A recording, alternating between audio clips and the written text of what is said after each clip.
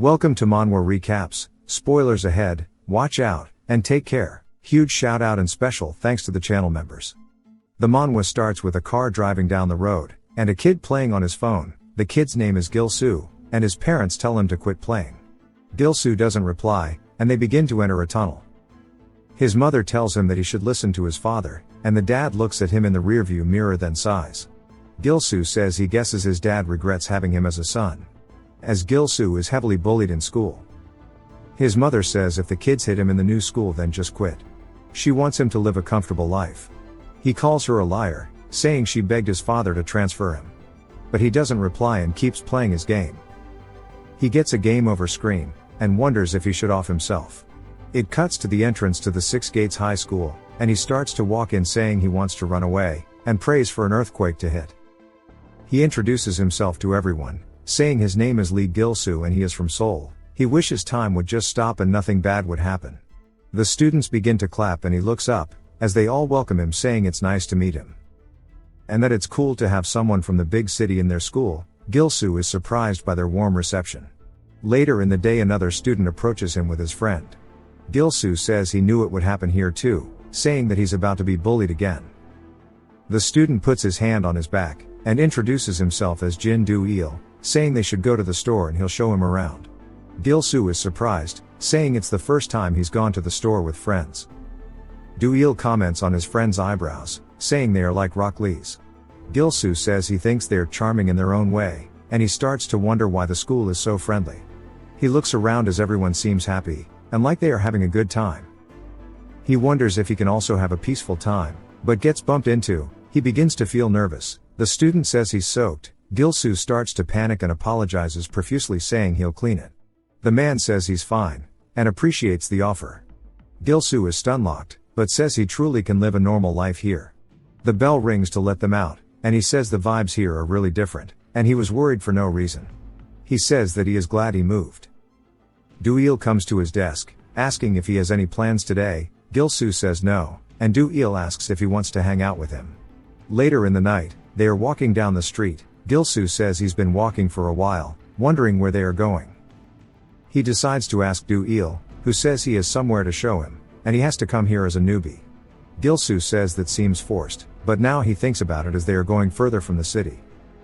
Do-il asks if he's ever boxed, or if he's used to fighting. Gil-soo says not really. Do-il laughs saying he's gonna need some balls for this, and to hurry up since they are almost there. Gil-soo says he didn't realize earlier that Do-il is covered in scars. He starts to think about all of the schools he's been bullied out of, and wonders if Do-il is about to bully him too. He stops walking, and turns around saying he has to leave. Do-il grabs his shoulder, saying they are almost there, and to just come take a quick look if he's busy. Gil-soo, being unable to stand up for himself, decides to follow along to a warehouse. He starts to feel defeated and betrayed. As Do-il opens the door we hear chanting and Gil-soo closes his eyes out of fear, but slowly opens them to see that it's actually some kind of fighting event. It's full of nothing but students watching. One of the fighters catches a mean roundhouse, and Gil-soo's jaw is dropped. Do-il says he must be shocked, and says this is his school's fighting arena, and we see the fighters helping one another. Gil-soo is surprised, and another man calls down to them, asking Do-il who he's got with him. His name is Jang Chung, the president of their school. Do-il tells him he just transferred here today, but Gil-soo thinks the guy is too old to be a student. Rock Lee tells Do-in to hop in the ring and he's gonna get payback for making fun of the caterpillars on his head. Do-il says he's down. Chung then tells Gil-soo it's nice to meet him. Gil-soo is surprised by the height difference, and Chung welcomes him to the school. The students start to roar, as Do-il and Rock begin brawling. Gil-soo asks why they are fighting when they are friends. Chung starts to laugh saying the freshmen aren't bad. Gil-soo is still confused, but luckily Chung fills us in a bit saying it's the true face of their school. And he's sure he can tell the school has no bullies, however they do have violence. The rule is it has to be inside of the arena. Gil-soo is shocked. Chung says he can tell by looking at him that he's getting perma-bullied, so he should free some stress here. As everyone is equal in the face of violence, this is what the Six Gates fighting arena truly is. Gil-soo's eyes shine brightly. Chung says he doesn't like complex stuff, and he won't repeat himself, so listen closely. Rule 1 is that only the Six Gates students can enter here. Entry isn't allowed after graduation, or if they drop out or get expelled. Rule 2 all fights are one-on-one, and no weapons. Rule 3 the guidance council students act as referees. We hear the juice guy saying there he is, and asks Gil-soo where he's been. Gil-soo remembers him from earlier, and the guy says he wants to fight to make up for the cleaning fee. Chung says it seems like he has an opponent, and learn as he goes. Rule number 4 all violence is banned outside the arena, and if you dislike someone then resolve it in the arena, just have fun and do not be scared. Inside the right, Gil-soo wonders how he's meant to enjoy it. The referee raises his hand, and Gil-soo is intimidated by his opponent, saying his instincts from 3 years as a bullying victim are screaming. The students keep chanting, and some of them say that the new kid is unlucky that Kang In-hae picked him. He's someone famous's little brother. In-hae asks Gil-soo if he isn't going to move first, saying he was giving him a handicap because it's his first time. But Gil-soo is riddled with fear, unable to move. In-hae says if he won't use the chance, he will and charges in. Gil-soo starts to shake, then his eyes begin to water up. The spectators' eyes change from anticipation to nothing but pure disgust after we see that Gil-soo has covered In-hae in vomit. In-hae realizes what happened, and the students start to laugh. In-hae tells them to give him a towel or something. Gil-soo says he's never even thrown a punch, so he can't do this.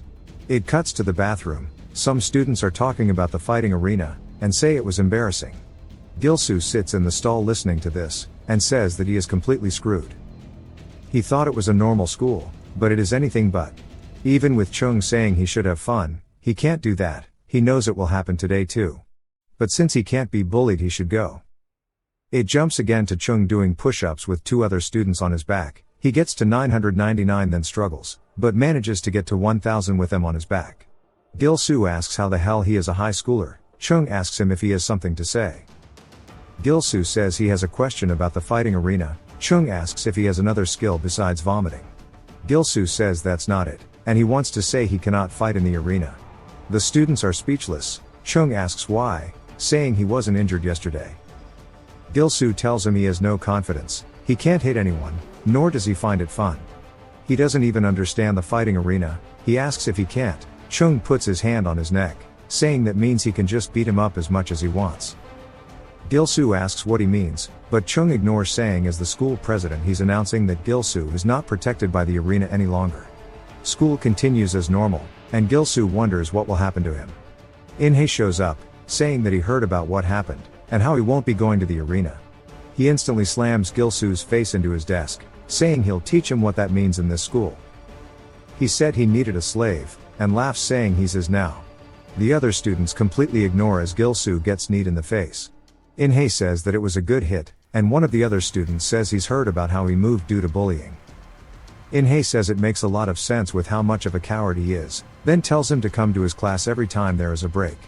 Gil-soo begins to cry, as they just continue kicking him in the back of the class. In the staff room, we overhear Gil-soo telling a teacher he is going to drop out. Gil-soo says he's preparing for it and he'll just take the exam for his diploma. He looks down saying he did everything he could. He apologizes to his family saying they have a worthless son. He begins to walk away from school, saying now his school life is over. As he exits the gate, Chung asks him why he's not fighting, and tells him to explain it to him. Gil-soo is hesitant, but looks down saying he's sorry, since someone who is crazy about fighting can't understand how he feels. Gil-soo says he has trauma from violence, and was severely bullied. But now he just wants to give up, saying he's done what he can. Chung puts his hand on his shoulder, saying he's more pathetic than he thought. Gil-soo asks what he means. Chung starts to walk towards him asking who said he needs to fight like a pro, and says if he has no teeth to use his gums, and if he has no strength then to use his guts. That's what fighting is about. He grabs onto his collar, saying he doesn't even want to protect himself. Gil-soo starts to cry wondering what he did wrong, and Chung asks if he thinks the outside world is all sunshine and rainbows, saying he'll remain a loser for his entire life. Gil-soo starts to walk home, saying he doesn't know what it's like, as he's never been weak, and that he is done. As he's going home, In-hae says he's heard he won't be coming to school starting tomorrow, and laughs while grinning. He asks how he could drop out without telling them. He says if he leaves who will be his sandbag, and ever since Chung made the fighting arena he's not had any slaves.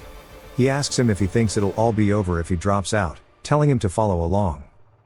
We hear them beating him up, and we see them jumping him in an alley. Gil-soo says he feels like he's going to die, hoping they'll stop. In-hae says he should be glad. If it were the 6 gates when his brother was around, he'd definitely be dead. He then asks if the address he's been told is accurate. Gil-soo wonders what he means by address, and In-hae says he can't believe Gil-soo lives in such a nice house, then reads out his address. He says next time they'll come over and laughs. Gil-soo stands up, asking what he plans to do at his house. In-hae tells him to stand still, or he's going to take a photo of him and send it to everyone. Gil-soo wonders what he did so wrong in his life for this to happen. He thought it would finally be over and he would escape this painful hell. But right as he thought it was over, he was pulled back down. He recalls Chung's words, saying fighting isn't only about strength, and how much a coward he is for not wanting to protect himself. They grab onto his face, and he lets out a scream. In-hae laughs saying look at this loser, and says to hold him tighter. Gil-soo asks again why he deserves this, asking what he did wrong, and knocks In-hae's phone out from his hands, causing it to crack on the floor. He decides to use his teeth, and we see In-hae screaming in pain. As Gil-soo bit down onto his hand, Gil-soo says since he's weak this is what he has to do, saying he'll struggle with all he's got. In-hae hits him in the face, knocking him down. Gil-soo starts to stand back up, and In-hae says he's crazy, and that it hurts. Gil-soo pants, saying he's sure it does. In-hae looks down and Gil-soo says if he's going to die, he'll drag him down with him. In-hae laughs saying look at that, even a rat bites back when cornered. He asks if he's ready as the other two run in at him. Gil-soo doesn't run, and throws dirt at them saying to get lost. He says he doesn't need to look cool while fighting. In-hae wonders if he grabbed it when he fell. He starts to run and In-hae yells for them to chase him. Gil-soo wonders if he's gone crazy. Back at the fighting arena we see the door open and Chung looks over to see Gil-soo entering, saying he'll do it. The students are surprised he came back. He says he'll join the fighting arena. We see In-hae's group behind him, and Chung smirks saying he's more fun than he thought. Back inside the ring he is told to fight, and one of In-hae's men say he should be the one fighting the nerd. His name is Park Yongo. Another lackey tells Yongo to keep his voice down, as Chung is here. He says he knows, as they always need to be careful. Gil-soo gets clocked in the face, then kneed in the stomach, then catches another hit to the face. In-hae asks if he thought he'd be able to do something in a fight, and hits him again, causing Gil-soo to lose his balance. In-hae raises his leg, then kicks him in the face saying he'll teach him a lesson. He laughs asking how it is, saying surely he regrets it now. Gil-soo glares at him, and In-hae gets pissed, saying to lower his eyes. He slaps him, and starts to insult him. After each insult is a slap, he says a loser should act like one, saying this isn't a webtoon. Then goes for another roundhouse, knocking Gil-soo across the floor. The students say this is pretty intense, wondering if Gil-soo broke something. In-hae says he got too excited, hoping he isn't dead. Gil-soo starts to stand back up, but In-hae says he surely should have been knocked out. He tells him not to act tough, saying he might kill him. Gil-soo asks how, saying this isn't even close enough. He goes in for a tackle, saying this is nothing to the pain he's endured until now. In-hae falls to the floor, and they say Vomit Boy has some moves. In-hae says he caught him off guard. Gil-soo screams going for a punch, but gets hit instead. In-hae asks how these slow punches will do anything. Gil-soo recalls Kwang's words again, and In-hae says oh, as Gil-soo headbutts him, causing his nose to bleed. The students say this is more fun than they thought. Chung says even with the adrenaline dulling the pain, he surely took some damage, and that Gil-soo has some resilience for sure. In-hae kicks him off him, causing Gil-soo to fall to the floor. In-hae cleans the blood off his face, asking if he has a death wish. Gil-soo stands back up, not ready to give up. He wonders if this is how it's always been, if the gangs he was terrified of were really only this strong. The students start to chant his name, and he grits his teeth, charging back into In-hae. He screams while going for a Superman punch, but gets hit with an upper from In-hae, as he goes to lose his consciousness. In-hae says he won't let him catch him off guard anymore. Gil-soo is knocked out, leaving In-hae declare the winner. Later that night Gil-soo wakes up, wondering if he fainted, but says he finally stood up for himself. He even managed to land a hit. But wishes he remained calm, and starts to think about what he should have done to win. Saying if only he was a bit stronger, he sees Chung appear overhead. He asks him if he's feeling more clear-headed now. Gil-soo looks around seeing nobody else is there, and asks if he's here because of him. Chung says it's his job as the president, as nobody should be heavily injured here. It's a place to protect the students. He says he surely knows it was only for today, and he's now allowed inside anymore since he's leaving the school. He starts to leave, but Gil-soo asks him what he needs to do.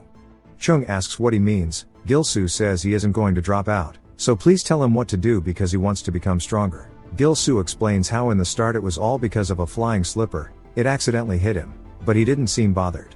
So the students gave each other a stare, then started to beat him up asking for money, since he was exposed as a weakling.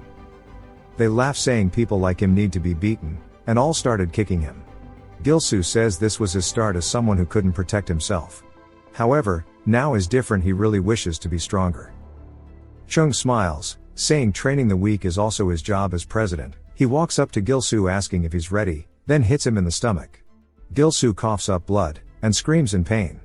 Chung says it must hurt like hell, but it's just the start. He'll make him able to tank his punches. The next day, Gil-soo says that hurt a ton, wondering how hard he was hit, and recalls Chung saying to find him during his breaks. Gil-soo wonders if it'll really make him stronger. Then Do-il calls out to him, saying he thought he was going to quit. Gil-soo says he changed his mind. Do-il says he must like the arena then, saying he's got some balls. Then we hear In-hae, and Gil-soo looks up to see him saying the sandbag is back. Gil-soo knows he's strong. In-hae says he didn't expect him to come back, asking if he wants revenge, but tells him to learn his place. Since he might kill him next time, they walk their separate ways. Do-il turns to see Gil-soo shaking with anger. Gil-soo is determined to get strong so he won't lose to bastards like that anymore. On the roof, we see Gil-soo get hit in the face, then quickly in the stomach by Gil-soo.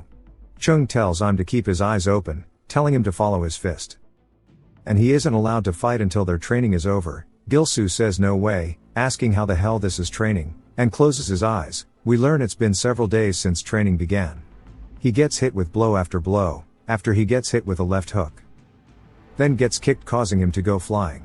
He says it's just a one-sided beating rather than training. We see In-hae in the ring looking down on his opponent, who clearly got his shit rocked. They say he's been merciless since fighting Gil-soo, and his ego is hurt. They jokingly say his weakness is headbutting, and barf attack. In-hae says if they are so confident, then to fight back. The guy apologizes, and backs away. In-hae walks through the crowd, saying they are all idiots. He asks his friends if they've seen Gil-soo today. They say not really and they've not seen him during breaks. He's also not showing up to the arena. They say he's like rejecting the arena. In-hae has a Sherlock Holmes moment. He thinks of Chung, then smirks saying he has an idea. A way to beat up some losers. That night we see Gil-soo running on the track. He is gassed out, and recalls all of the beating he's been getting. Asking if he can really become stronger, with this kind of training method. But decides that he needs to train harder so he can achieve his goals. A motorcycle pulls up, driving at him, bumping his shoulder. The guy on the bike stops driving, saying what the hell, you scratched my bike. Then gets off saying they need a discussion, and starts to ask for compensation for his bike repairs. Gil-soo asks how he's meant to get that much money, and he's the one who hit him. The guy grabs onto his hair, saying he looks like a loser. He punches him asking if he's trying to scam him. His friends laugh saying they are witnesses and he ran into him. Gil-soo says what, and the guy keeps talking to him, saying to respond. Gil-soo is confused, asking why he isn't scared at all. The guy says he should just give him all of the money he has now. Gil-soo says he's been being beaten by a monster all this time, and knocks the guy's hand away. Then hits the guy in the face with his left, asking why he would give him money. Saying he isn't even remotely scared of him. The guy grabs his wrist, asking if it was meant to be a punch. Gil-soo wonders why it didn't hurt him at all. He forgot a light breeze would knock him over. The rest are surprised, as we see Gil-soo windmilling and screaming, saying he's never learned about damage, he's only learned to be hit. The guy kicks him asking if he's doing a skit. The rest laugh saying he's a windmill, and they mistook him for a mime trying to swim. The guy puts on some knuckle dusters, laughing saying to hold him tight, and he'll get his act together once he gets beaten up. He tells him to clench his teeth, and goes in for a punch, but someone leaps up from the top rope, kneeing the guy in the face, who we learn is named Sangchul. Gil-soo is surprised, as we see it's none other than Do-il. He laughs after seeing it was Gil-soo. One of the lackeys rush at him, but he dodges the swing and replies back with a left to the face. Another runs in with a piece of wood, but gets blocked with a left as well. The girl screams at the sight of her friends, and she asks how they can faint and leave her alone. Gil-soo is surprised he's strong, saying he thought he was a normal dude. The girl asks if they know who they are, saying they are the strongest first years of Jinsang High School. Sangchul tells her to quit as she goes to hit him. saying it won't matter if they get others, and that he's from 6 gates high. He says he thought the loser was being weird, but they messed with the wrong person. They quickly ride off, and Do-il clicks his tongue saying stupid bastards, then asks how he got involved with them. A bit later he's told about his special training from Chung, and Do-in says he must be serious about fighting. Gil-soo says yeah, but he's hella weak and was doing stamina training when they jumped him. Do-il says he saw him throwing hands, laughing, saying it was flashy for sure. He says it was good he wasn't scared, but he's not strong enough to fight more than one person.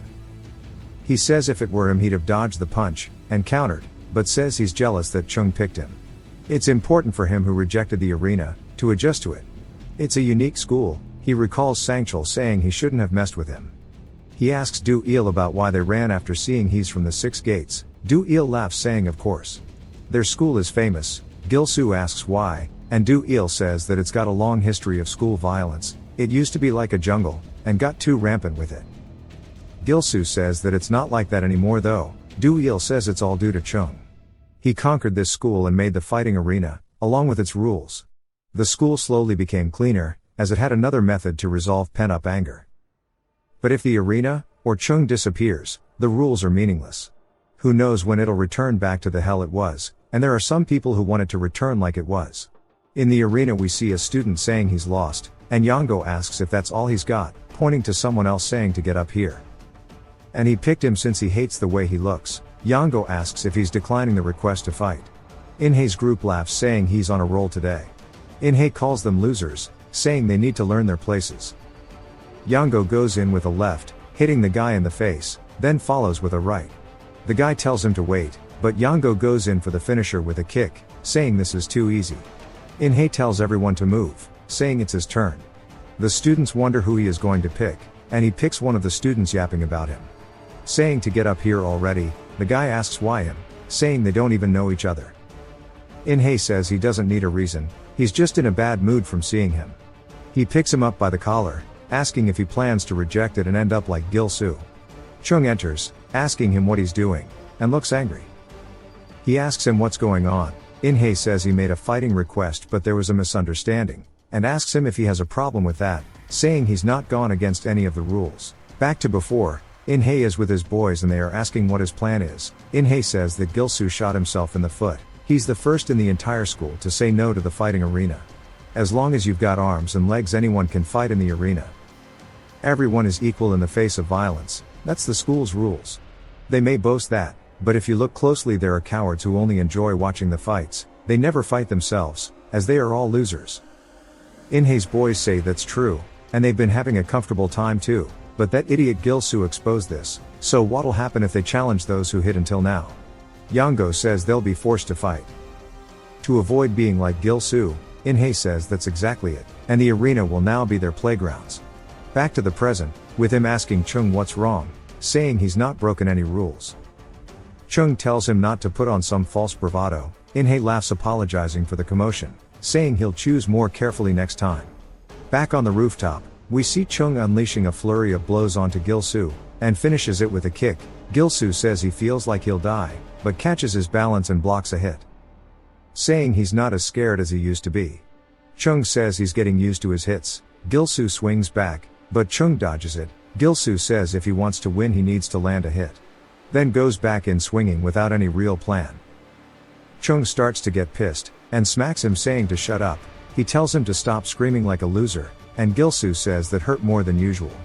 Chung tells him he needs to learn the 1-2, and if he does he can win a fight. At the arcade club, Gil-soo says this place is old, asking why they are here. Gil-soo opens the door, to see a bald guy. Some of you may recognize Bob. Chung tells him to raise both of his fists to his chin, then tuck his chin in and put his feet shoulder width apart. And to be lightly on his feet, he tells him to lightly throw the 1, or the jab, and for the 2 or the straight to rotate your hips, shoulder and use your legs to generate force 2, giving it maximum power. Gil-soo says that shit sounded like a gunshot, but says it's his turn now. He awkwardly jabs, then throws a straight. He says he's getting the hang of it, but he sees the score is the same as before. Chung tells him the machine is broken, so unless it's got some real impact it won't register. He needs to hit it hard enough, then he'll be able to damage his opponent. He tells him to find his own form, and not to show himself until he can get the high score. It jumps to Rock on his phone and his girlfriend says they should stop seeing each other. He wonders why she's acting like this again. He bumps into Yango and apologizes. But Yango throws him to the floor, his phone drops too and cracks. Yango says he didn't mean to bump into him. Rock says he clearly did it on purpose. Yango says judging by his face he has a problem, and they should settle it in the arena. Rock looks a bit afraid, and shakily says no, it was his fault. Yango laughs as the others look, saying it clearly was. And it wasn't school violence, but just a mistake where he bumped into him. Yango tells him to be careful next time. Do-il picks him up, saying they should report this. But Rock says to just leave it, and it's not worth making a deal out of it. But Do-il looks pissed. In the cafeteria, Gil-soo is pigging out saying he is hella hungry. And he can't increase his score, and wonders how he should do it. Yango says sorry, and drops his food onto Gil-soo's head. He starts to laugh, saying he didn't see him around, and wonders where he's always disappeared to. Then slaps his back, saying he missed him. He keeps slapping it saying it's good to see him after so long, asking if he feels the same way, and his eyes are filled with malice. We see them talking outside the cafeteria about how they just bullied Rock and got away with it. In-hae says it's time to do it to Gil-soo and show him what it's like to mess with them. Yango says he'll deal with it, he doesn't need to be involved, and to trust him. Gil-soo grabs his hand, and Yango says he's learned to resist now, saying he's cute when he's angry.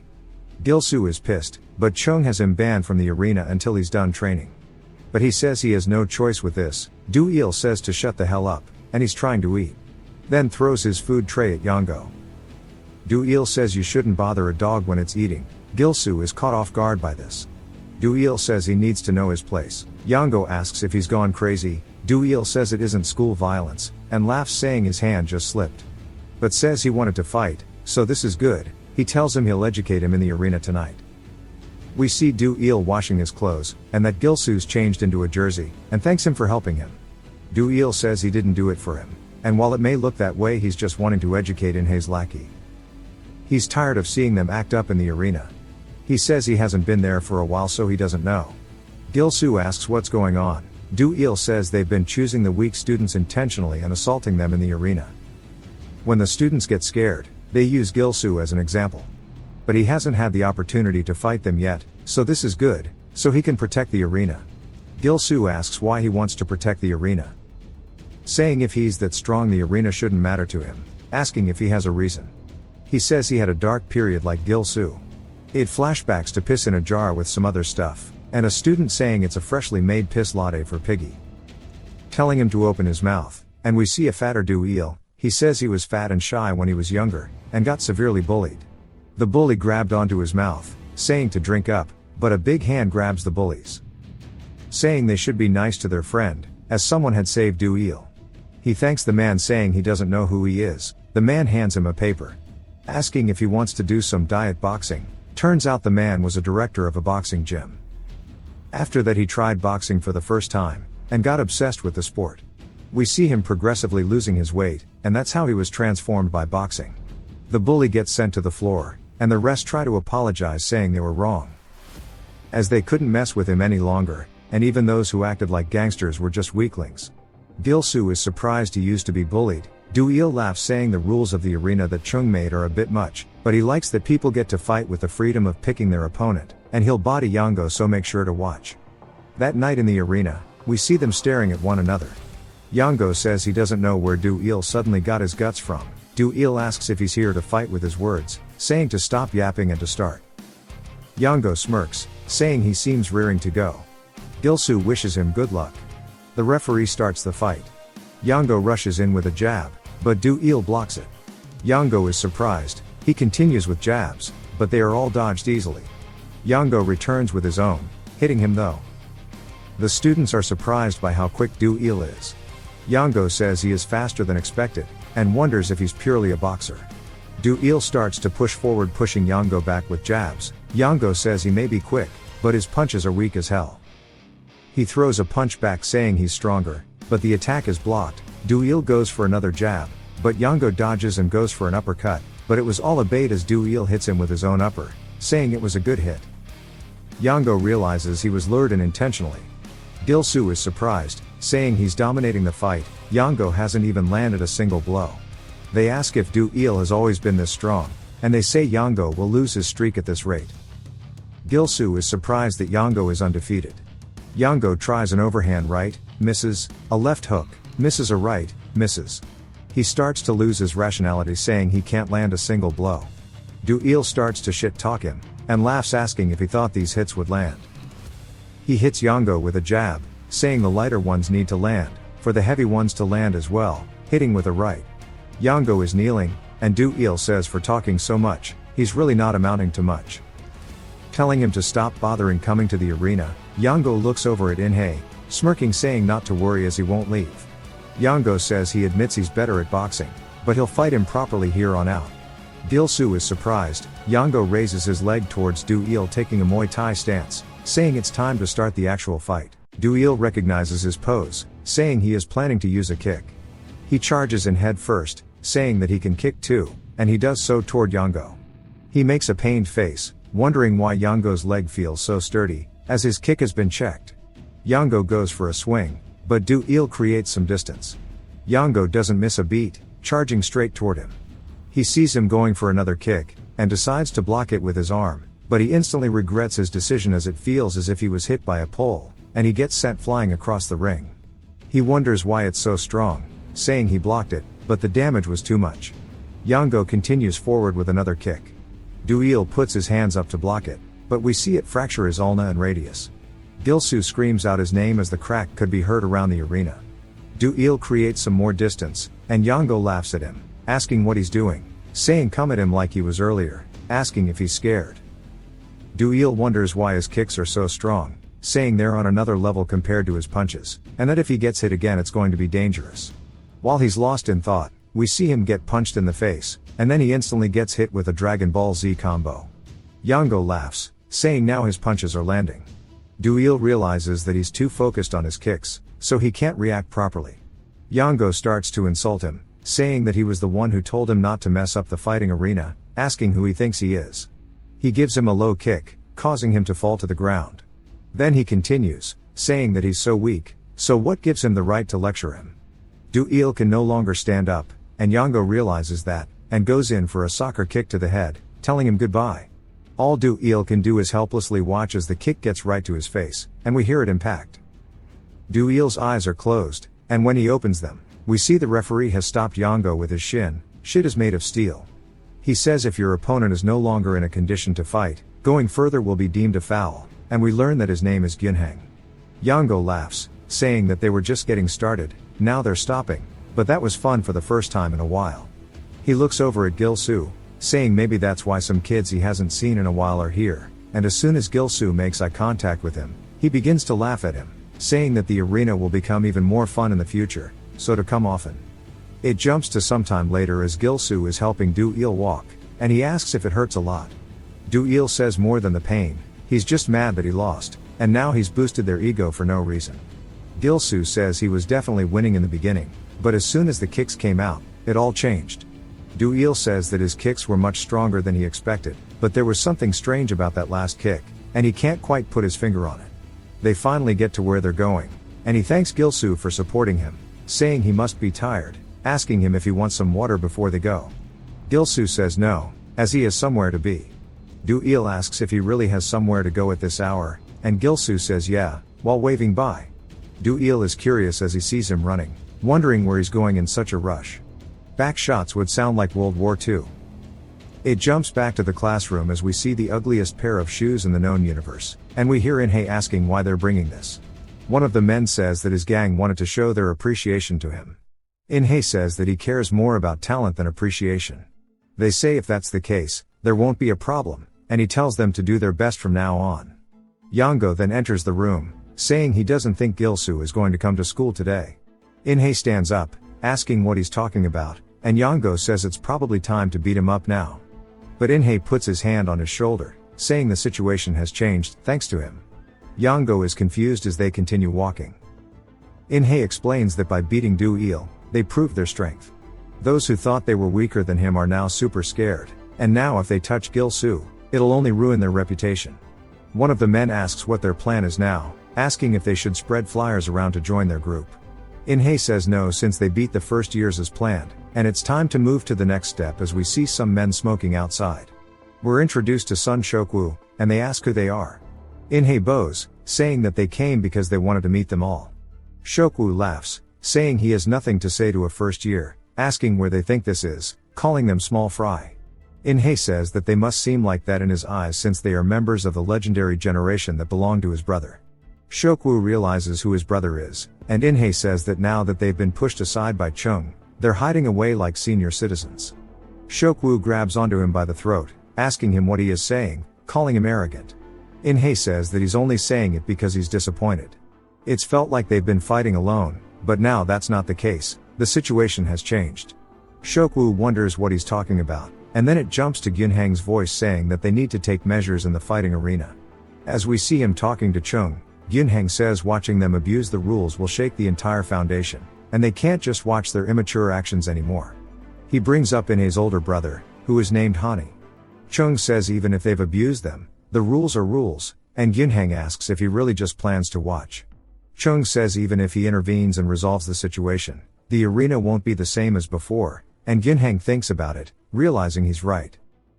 Chung then gets a call on his cell phone, and we see it as none other than Gil-soo. In the gaming club, Chung says he's sure he told him not to contact him until he racked up some points, asking if he's already given up. Gil-soo says that's exactly why he called him. We see the punch machine covered in blood, and that he has beaten the score of 9,999, and he tells Helmlander to teach him, as he's ready for the next lesson. It jumps back to Gil-soo running towards the game club, thinking about Yongo, and he says that he needs to hurry and get stronger. Then he smacks Bob as we see him going to absolute town on the poor dummy. He says this is the only thing he can do since he has nothing left, and that is working hard. Even with his weak fist, if he strikes them tens of thousands of times, he should surely be able to do it. He recalls Chung saying that he needs to hit hard enough for this machine to register the punch. Then, only will it be proved that he can deal damage to his opponent. He lacks the weight and power, so it'd be better for him to widen his stance more. That way, he can put more power into his punch. Which he does, allowing himself to do a full swing. As he does exactly that, hitting Bob straight in the face, there's a loud bang as we see he's racked up 3 points. We hear it going up over and over from outside. Then we start to get a little montage of him getting from 20 points to 134 as it slowly starts racking up more and more, even past the 4000s now. His fists begin to get bloodied as the skin is being torn off of them. As he finally reaches the 9,999 points we saw earlier, he is telling Chung to teach him. Chung smiles, saying this is faster than he expected, and Gil-soo says he had no choice as he doesn't have the time to waste.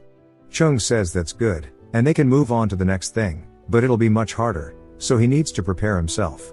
As he's saying this, Gil-soo's head falls straight into his chest, and he starts to smile, saying that rest is also a part of training as we see he's passed out. The following night, it shows Yongo asking if this is everybody at the fight club. He says not even half of the people who usually come, asking if they're all scared. We hear a man asking who is scared as he steps forward, and he is a second-year student council member named Choi. He says he guesses he needs to educate the first years. Yongo is a little surprised, and Choi says he's hated that dragon tattoo on his arm since he first saw it, and that's a good enough reason for them to fight. He's been picking fights over dumb reasons like this the entire time. Yongo's a bit nervous, and we see Gyunhang saying that they can't just watch idly anymore, an eye for an eye, a tooth for a tooth. The shed begins to open up as we hear Shokwu saying what's up with the atmosphere. He heard the rumors that their fighting arena was fun these days, so he came to visit. Gyunhang is surprised, and Shokwu says he didn't expect to see a second year trying to fight a first year, and he wonders if he needs to spice things up a bit. Gyunhang walks toward him, asking how dare he come here. Shokwu says he only came because he is also a member of the high school. Gyunhang tells him to stop spouting bullshit since he caused an incident before, and yet he's here now acting as if he didn't. Shokwu says they can forget what happened in the past. We also hear In-hae asking why Gyunhang's being so stiff, saying that there are fewer people here, so it's nice to have newer people join, asking Gyunhang if he agrees. Gyunhang clearly doesn't, and In-hae asks him why he's so scared and laughs at him. It cuts yet again to a construction yard, and Gil-soo wonders what kind of training he's about to do in such an obscure place. He says it's so gloomy, it feels like a ghost is going to come out, and Chung says he needs to find his way properly. Gil-soo asks what kind of training he's going to do, and Chung asks if he's heard about the Six Gates High School of the past. He explains that the high schools in the Jongyang area once battled for the title of the strongest. The school that won with an overwhelming victory was their school. After Six Gates dominated the territory, the other schools scattered back to their original areas. Gil-soo wonders what this has to do with anything, and Chung says where he's sitting right now is the territory of the Jinsang Technical High School. Although fights between schools don't occur anymore, if members of another school invade their territory, it'll be treated as a clear provocation. Gil-soo is completely surprised, and then Chung slams the gate very loudly and begins to lock it, saying the gate on the other side is open, so he should try to get out with his own power. There's no better experience than a real fight. Gil-soo starts to yell out to him, asking what he is doing as we soon hear a motorcycle pull up. Gil-soo looks worried, and a man asks who's talking so loudly in his territory. Gil-soo recognizes the man as he gets off his bike, and we see it's none other than Sangchul from earlier on, and he recognizes Gil-soo as well. Gil-soo says he knew he heard the school name somewhere before, and Sangchul says he should surely know this is a different situation than before, and he's so happy to see him here and begins to laugh. He also says that he must be fearless if he came here on his own, and he starts to put on his brass knuckles like he did before. Gil-soo doesn't say anything, and Sangchul grabs onto the back of his head, asking if he's scared since he's just standing still. Then he realizes that Gil-soo's been mumbling something and starts to rub his brass knuckles to his cheek, saying that he better speak up before he breaks his jaw.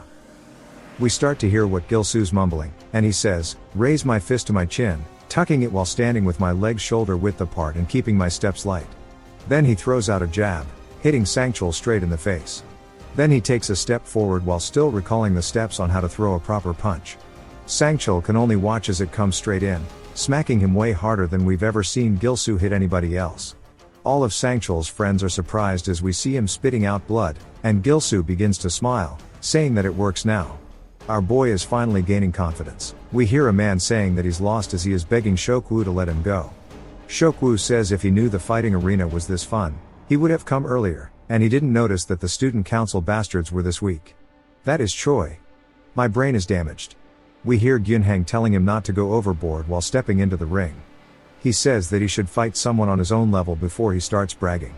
Shokwu says the two of them sure do have a lot to fight about as he drops Choi, and he wonders what to do since the only people left are his group, and the student council. Everyone agrees he's right as even the few remaining students have already left. The arena's rules were abused, and even Shokwu, who kept a low profile, showed up. So, they probably left in case they got picked on, and this must be what Inhei was going for by bringing in Shokwu. Inhei says if they really want to fight, why don't they schedule a fight somewhere proper and not the arena? Since the arena is empty, he surely doesn't have to protect it anymore. Gyunhang starts to get angry, and Shokwu tells him to listen closely and make sure Chung knows as well. That they should fight somewhere real, rather than this child's playground, which pisses Gyunhang off more. Back to Sangchul, getting smacked in the face, his buddy starts to run in, asking how dare Gil-soo act up in their territory. He throws a punch at Gil-soo, hitting him straight in the face, but we see Gil-soo doesn't even flinch from the hit. He says these zesty-ass punches don't hurt at all, smacking him in the stomach and sending him flying. Another one comes in, saying another corny line, and Gil-soo trades blow for blow, taking his hit while returning one, but is much stronger, as bro gets sent flying away. They start to wonder what the hell his deal is, asking if he is really the same person as last time. The woman starts to call him a dumbass, asking if he knows what he just did as we see even more men behind her. She tells him that he is screwed. Some broccoli-haired kid asks why the hell someone from the Six Gates is here, asking if they should take him out. Gil-soo begins to get nervous, seeing how many there are, saying it'll be impossible to fight them head on, and he has to cook something up. The woman laughs, asking if he understands now and if he's ready to bite the curb. Gil-soo hops on Sangchul's bike, and she asks him what the hell he's doing, telling him to stop. He realizes that if he can't fight them directly, he has to use a tool. We hear the engine rev up as the students are confused, and we see Gil-soo not even sitting on the damn bike, wondering why it's so hard to drive. They start laughing at him, saying that it's cute, and they're feeling really embarrassed for him. Gil-soo lets go of the bike, causing it to fly straight into the group, splitting them up. He says he never planned on riding it and smacks the broccoli head in the face, telling him to get the hell out of his way. We learn that his name is Kyung-suk. They yell, telling everybody to catch Gil-soo as he starts to haul cheeks. He says if he fights them one-on-one, he could win, and he never thought he'd miss the fighting arena. Then he realizes something, saying even if it's not in the arena, he still has a chance. He looks up at a bunch of stairs. They instantly start chasing him, and they wonder if they've caught up as they see Gilsoo standing at the next flight, telling them to bring it on. They laugh, saying that he must have hurt his head while running for his life. They charge at him, saying there's nowhere left for him to run. He smacks the first guy straight in the face, which causes him to fall as the other comes in to avenge his friend, only to catch another straight in the face, which knocks him back as well. They start to fall over onto one another, human bowling, and Gilsoo smiles, saying if he fights them one by one and he has the high ground, it'll be much easier since it's a staircase, and it looks like they've lost momentum. If he just beats them, then he'll be able to leave. He starts to taunt them, saying that they should just fight already, telling them to charge so he can knock them out and leave. But a bowl of ramen hits him straight in the head as a man grabs onto the railing, coming in for a kick, hitting Gilsoo directly in the face, knocking him down into the group. They call up to their senior, and he says he was eating and just trying to enjoy his noodles, but then, a bastard from the 6 gates appeared. Gilsoo says he didn't think somebody would be on the upper floors and starts to charge directly at the guy, which surprises him a little bit, but not nearly enough as he goes in with a knee straight to the face. Gilsoo realizes this guy is much stronger than the rest, and he says that he'll give them all 10 minutes to beat his ass and bring him to him. They instantly start to mob him, and the guy says he wasted a bowl of noodles because of that bastard. Then, he tells them to make it 5 minutes rather than 10. Gilsoo starts to block himself as they kick the shit out of him, and he says even though it was just one guy, he completely changed the tide of the fight.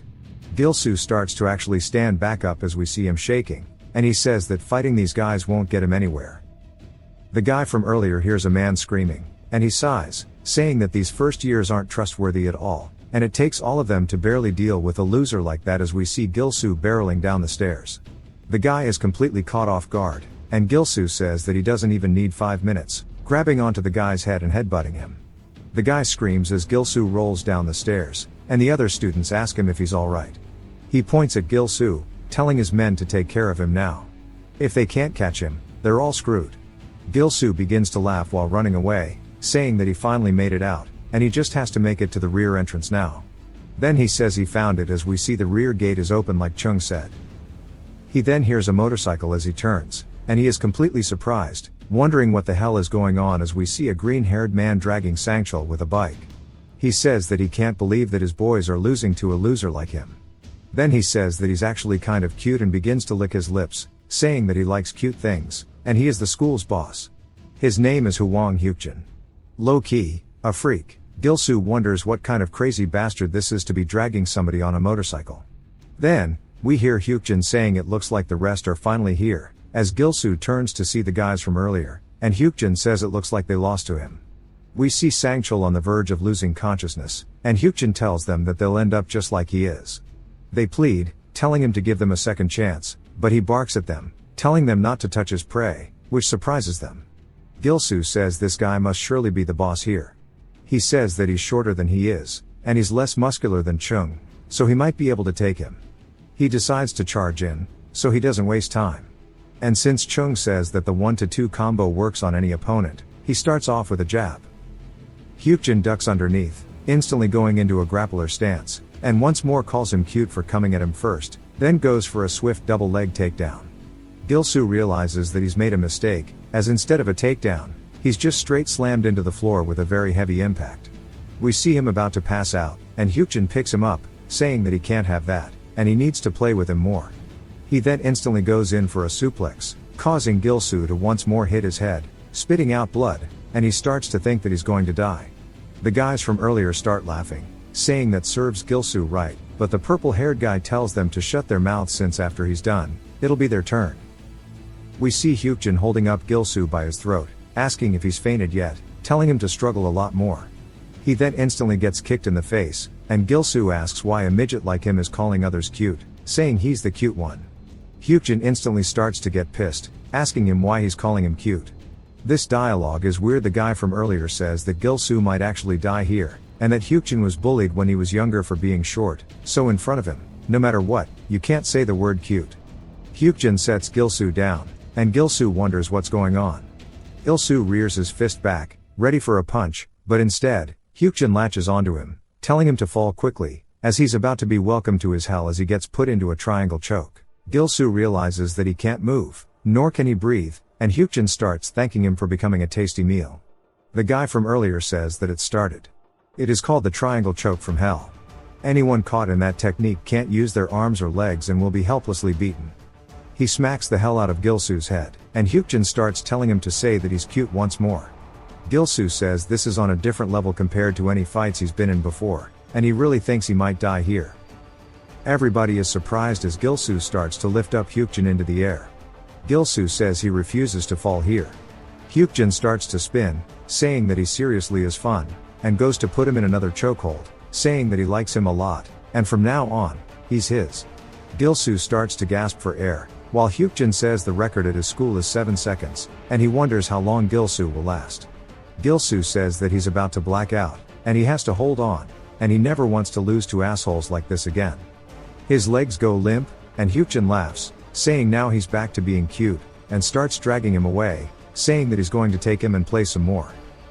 The guys from earlier all sigh out of relief, saying thankfully it seems like he lost interest in them, and they should take this chance to dip.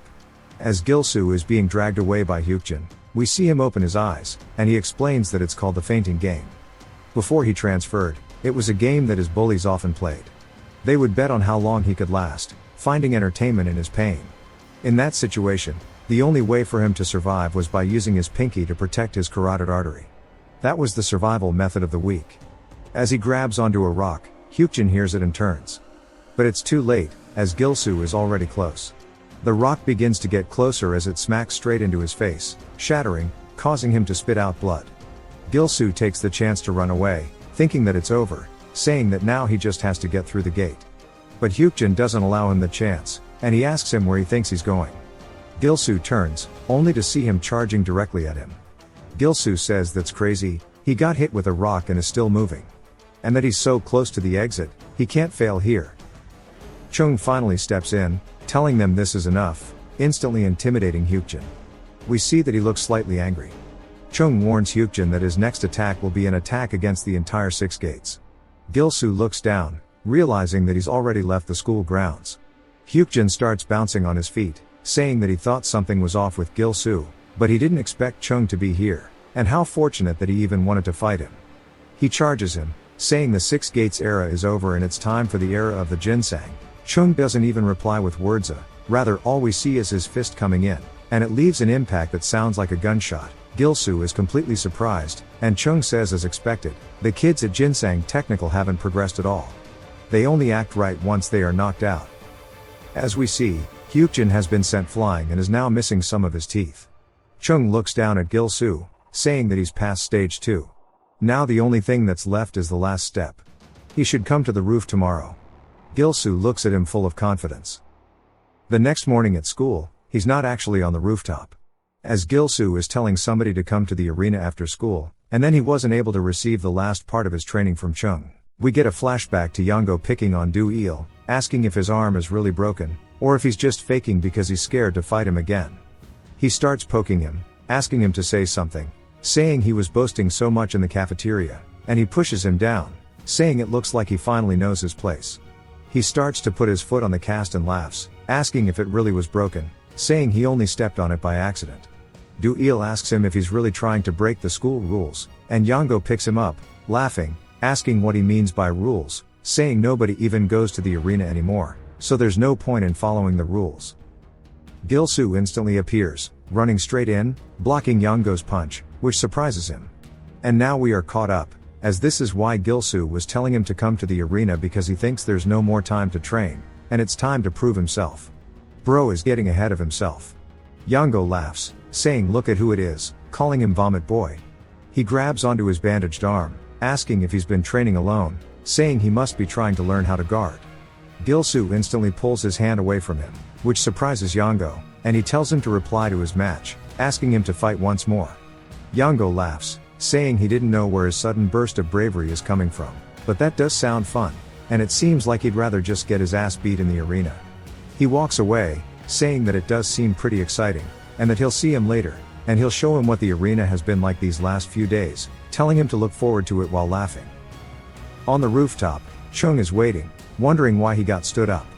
The door slams open as Gyunhang calls out to him, asking where he was last night, asking if he even knows what happened in the fighting arena. Obviously, Chung doesn't. Ginheng says that Shokwu came to the arena with Inhei, and he warned him that if he left things as they were, the situation would get worse, and he needs to do something about this quickly. Chung smiles, saying that's quite interesting that Shokwu would show up, and Ginheng asks why he doesn't seem worried at all about the arena, saying that it's on the verge of collapsing. Chung says if it's going to collapse over such trivial things, then it deserves to. The reason they were able to enjoy the arena wasn't because he suppressed it with the power of perfect rules, rather, it's the opposite. Bro is a modern-day Aristotle. He says like how a polluted river purifies itself, if the fighting arena changes just because of one person's power, then the situation will be different, and if it doesn't, then it is meaningless. Back to the classroom, we hear Inhei asking Yango if he just said Gilsu was looking for a fight. Yango laughs, saying yes, and that he suddenly went crazy while showing off, and it looks like he's been working out, as his arms were bandaged as well, and he'll make sure to finish him off properly in the arena. Inhei thinks about it, and Yango wonders what he's so lost in thought about, asking if there's a problem. Inhei says right now getting involved with a loser like Gilsu won't do any good for them, and they should focus on taking down Chung. Yango laughs, saying not to worry, and that he'll cripple one of his arms so he can never mess with him again. Inhei says that winning was a given, but what will others think if someone like him dares to defy them so easily after all the efforts they've made to bring down the arena? He needs to win flawlessly, and he should not let his guard down at all. He starts to get PTSD of Vomit Boy, and Inhei says if nothing else, he is very persistent. Outside the school, Rock is asking Gilsu what he was thinking challenging him to a fight, saying he's seen how that bastard is, even Du-il couldn't beat him, so how does he plan to do it? Gilsu realizes he only acted on impulse, and he wonders if it's right for him to disobey Chung like this, even though it's the last training session. Du-il tells him to cancel it immediately, even if he trained with Chung, it's still too dangerous to fight Yango. He just transferred here, so he's not aware, but that bastard is a guy who does all sorts of nasty things with the runaway kids outside of school. The outcome is clear as day, so he should stay away, and once he recovers, then he'll deal with it. Gilsu says no, he got hurt while fighting to protect him in the first place, and what happened to him in the hallway this morning is something that Gilsu is very used to, being ignored and becoming a spectacle, like watching a clown show at a circus. He doesn't want to become like them, and his first opponent has to be Yango. He wants to finish the fight he couldn't in the cafeteria. It doesn't matter how dangerous he is because he truly believes that he is ready this time. It jumps to night as some of the students are talking about how Gilsu has been doing some special training, as we see there are tons of people here to watch it. This is the most crowded it has been in literal days. Rock says this is the first time since they enrolled that there's been this many people. Du-il says the impact of Gilsu in the last two fights were huge, and the real fun of the fighting arena is that it doesn't matter if you're strong or weak, but it's about being able to go at each other. Yango leans on the ropes, saying that Gilsu is late, and his boys start to laugh, saying maybe he's too scared to fight. Yango says it's better if he does run away, then they can finish him off outside of school. We see Chung watching, and some of the students start to wonder when this is going to start, asking if this shit is a joke, telling them to go get Gilsu already. Yango laughs, saying they've all been tricked, and that Gilsu isn't even going to show up, and that he should drop out. Rock begins to wonder if he really isn't coming. They hear the door open, and Rock turns as Gilsu is asking why he would drop out.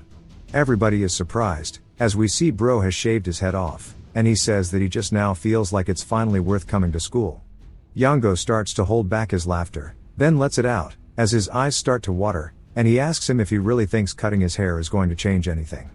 All the other students are laughing at him as well, calling him crazy, and some are even calling him cringe. Chung smirks, and Gilsu tells them to laugh all they want, since they won't be able to laugh for long. Yango says that Du-il was also confident at first, and look at how he got his ass beat. Gilsu says he's going to rock his shit.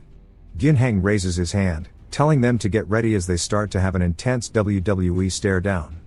Gilsu puts up his fists, saying the old me is gone, and he plans to win this, even if it means risking his life, as we see his body has improved quite a lot from when he started. Ginheng asks if they're ready, and Gilsu grits his teeth. Ginheng screams, "Fight," as Gilsu charges directly in. He throws a jab out, and Yango blocks it, saying that he sure has some guts, but guts aren't the only thing that matters here. As he comes in with a counter, hitting Gilsu directly in the face, he says that he'll make him regret picking this stupid fight, and calls him pathetic. He starts to hit him with a wombo combo, pushing him further back to the other side of the ring, asking him if he's been hitting a punch bag at some boxing gym, but clearly shows him that it's not enough, as he even hits him with a spinning elbow, following it with a left to the face. He laughs, reminding him that this school is notorious for fighting, so a few fighting lessons won't help. Gil-soo says that he's strong, his speed and power on another level compared to those guys from the technical school. Gil-soo stops himself from getting pushed back, but Yango easily bobs and weaves with his hands behind his back, and he asks him what he's doing, and begins to laugh, saying to actually try and hit him, then knocks him away, saying his punches are way too damn slow. The spectators start to flame Gil-soo, saying he shouldn't just sit there and take the hits, and he should fight back, asking where all that initial bravado went. Ginheng says it's going just as he expected, and at this rate, they're just going to get more arrogant. Chung asks if that's really how it looks to him, saying to watch closely and see who's more focused on the fight, as Gil-soo's eyes are dead set on Yango. Yango laughs, saying he sure can take a beating, and it's nice to have a human sandbag. Then he's taken aback by the fact that Gil-soo's not even raising his guard anymore. Gil-soo says that his fight has just begun, and his eyes are still full of confidence. On the roof, he told Chung that he's not actually going to make it to the last training. He disobeyed his order not to step into the fighting arena until the training was over, and he challenged Yango to a fight in a moment of impulse. He just couldn't hold it back anymore. Chung says they need to adjust the training plan then, and begins to dash directly at him. He says that a crash course is the best way to replace the actual training, as he raises up his guard. He says that sparring with him is all that he needs. Gil-soo gets hit in the stomach, causing him to go flying back, and he wonders if Chung went crazy. Chung asks if he plans to sit here and get his ass beat in the arena too, telling him to attack back. Gil-soo comes in with a punch, but Chung sidesteps it, and he begins to continue his rapid punches to push Chung back. Chung says that his punches are too slow and weak, and there's nobody at this school who's going to get beaten up by these sissy lala bedwetter punches. Gil-soo says that he knows that he won't get stronger just from a few sessions, but still, he has to win. As he comes in with a right, this time it sounds way heavier, like that time he hit Sangchul, and even he's surprised. Chung asks him if he really wants to win, as we see he didn't even try to block the hit, and he just took it, and he tells him to drop his guard first. It jumps back to the arena as Gil-soo is letting out a primal scream. Rock and Do-il are surprised, as Gil-soo is coming in with a flurry of punches directly towards Yango. Do-il asks if he's given up, saying that he shouldn't be swinging his fists so wildly, and there's no point in training with Chung if he was just going to do this. Yango laughs, asking him if he's just going to continue throwing random punches, and he begins to hit him back, asking if he thinks that those will even hit. Gil-soo makes a slit past one of the punches as it grazes his cheek, and he grabs onto Yango, which he didn't expect. He begins to try to push him away, asking him what the hell he thinks he's doing. The students say that this fight is hella boring, and he looks so pathetic, and if he was going to lose, he should do it with style. This is nothing more than a one-sided beatdown from Yango. Yango grabs onto his head and starts to knee him in the face, telling him to stop struggling and just go down already. Gil-soo says this is good, as everything is going according to plan. Back to the rooftop, Chung tells him when he grabs the back of the neck or the body, lower your guard and restrict your opponent's movement. That's how his fight will begin, as he hits him straight in the side after doing exactly that. He says it's hard to hit a moving target, but if they're staying still, it's much easier. As he holds him there, hitting him with the rapid punches, Gil-soo punches back and Chung says that's a natural reply, and all he has to do when that happens is endure it, just like how he's endured the training so far. He continues punching him, and Chung says when the opportunity arises, then hits him with an even heavier blow straight to the stomach, causing Gil-soo to get sent sliding across the roof. Gil-soo realizes that he can't keep his guard up, but he got distracted as Chung instantly closed the gap, coming in with yet another monstrous right. The speed's too much for Gil-soo to even think about dodging, so he just stands there, but luckily Chung stops just shy of his face, completely surprising him. Chung says not to aim for a clean hit right off the bat, and he should throw his opponent into confusion, and they shouldn't be able to predict where your punches will hit. Gil-soo clenches his fist, hitting Yango straight in the side, saying he needs to make it unpredictable. Yango doesn't let it stop him as he continues hitting him, but so does Gil-soo, as they are now trading blow for blow. Yango makes a pained face, saying that this is actually annoying, as it seems to be having an effect, but while he's lost in thought, Gil-soo continues hitting him straight in the stomach. Some of the students say that must be painful, saying that it's called dirty boxing. Do-il now realizes that he's sticking close and targeting the body because he couldn't hit him in the face. Yango also realizes this and backpedals, creating distance. Gilsoo says that with his guard down, there's now an opening, as he sees exactly where he needs to punch. He widens his stance, going in for a jab. Yango dodges it, saying that that tactic was way too obvious. Chung also watches in anticipation and recalls how he told him his training ends here, and he needs to forget everything in the fighting arena, as fights are full of unexpected variables. He can't win the fight solely based off what he has learned, and that he should just keep going at his opponent relentlessly. Gilsoo wanted him to dodge, as he grabs onto the back of his head, realizing that the opportunity has come. Yango understands that he's now fallen for his trap, and Gilsoo asks him if he anticipated this too, and hits him with a heavy right, causing him to get sent flying backward. Everybody in the arena is surprised by this and starts cheering on Gilsoo, now that they understand that the tides have changed. Yango realizes that the fight's gonna be a lot harder than he thought, and Gilsoo warns him that he's just getting started, so he better prepare himself. They start cheering him on, calling him Vomit Boy, saying they believe in him. Yango stands back up, saying that it was just a fluke and that he swung wildly and got lucky. He charges straight in, only to catch a jab to the face from Gilsoo. Then, he instantly follows it with a right to the head. As Yango is reeling from the punch, Gilsoo charges in, hitting him with yet another 1-2 combo. Gyunhang smiles, saying he's better than he looks to suddenly turn the tide like that, and Chung says in a fight at this level, stamina and mental strength are the most important. Unexpected attacks can break the opponent's concentration, so now the fight's momentum is with Gilsoo. Yango wipes the blood away from his nose and looks up at him, and Do-il says he doesn't know why, but Yango seems a bit off, and he seems really uneasy now, as he has spotted In-hye on the second floor watching the fight, and he does not seem amused at all. Yango recalls In-hye telling him that he needs to win flawlessly.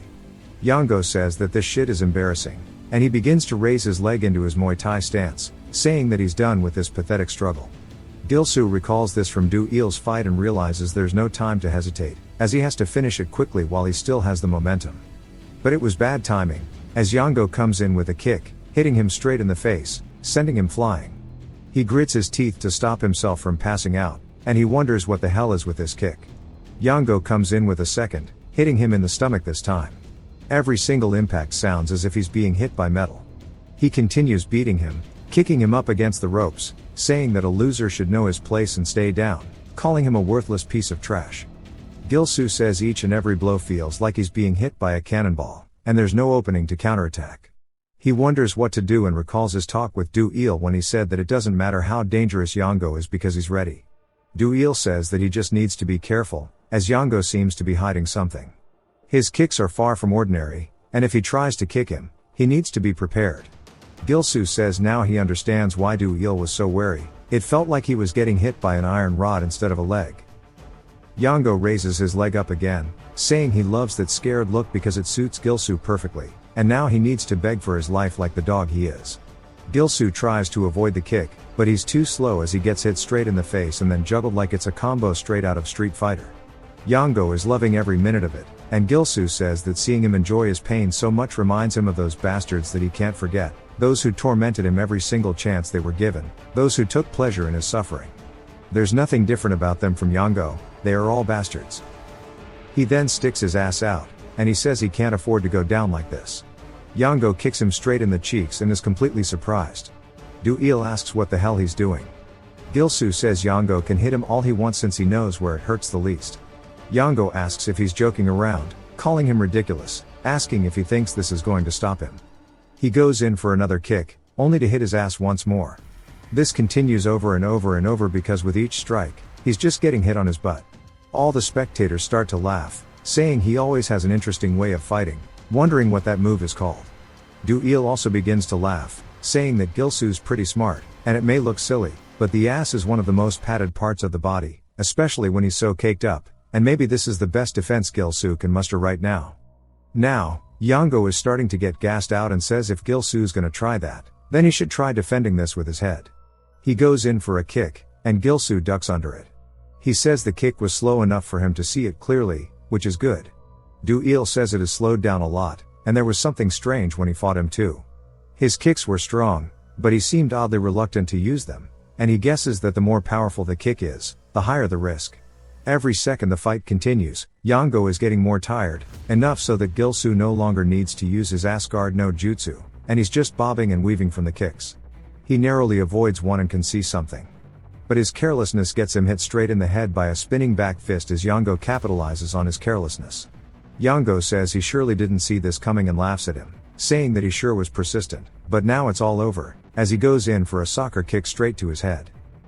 We hear it impact, and Yango says no matter how tough Gil-soo is, he can't withstand this, and surely he understands now what happens when he acts tough.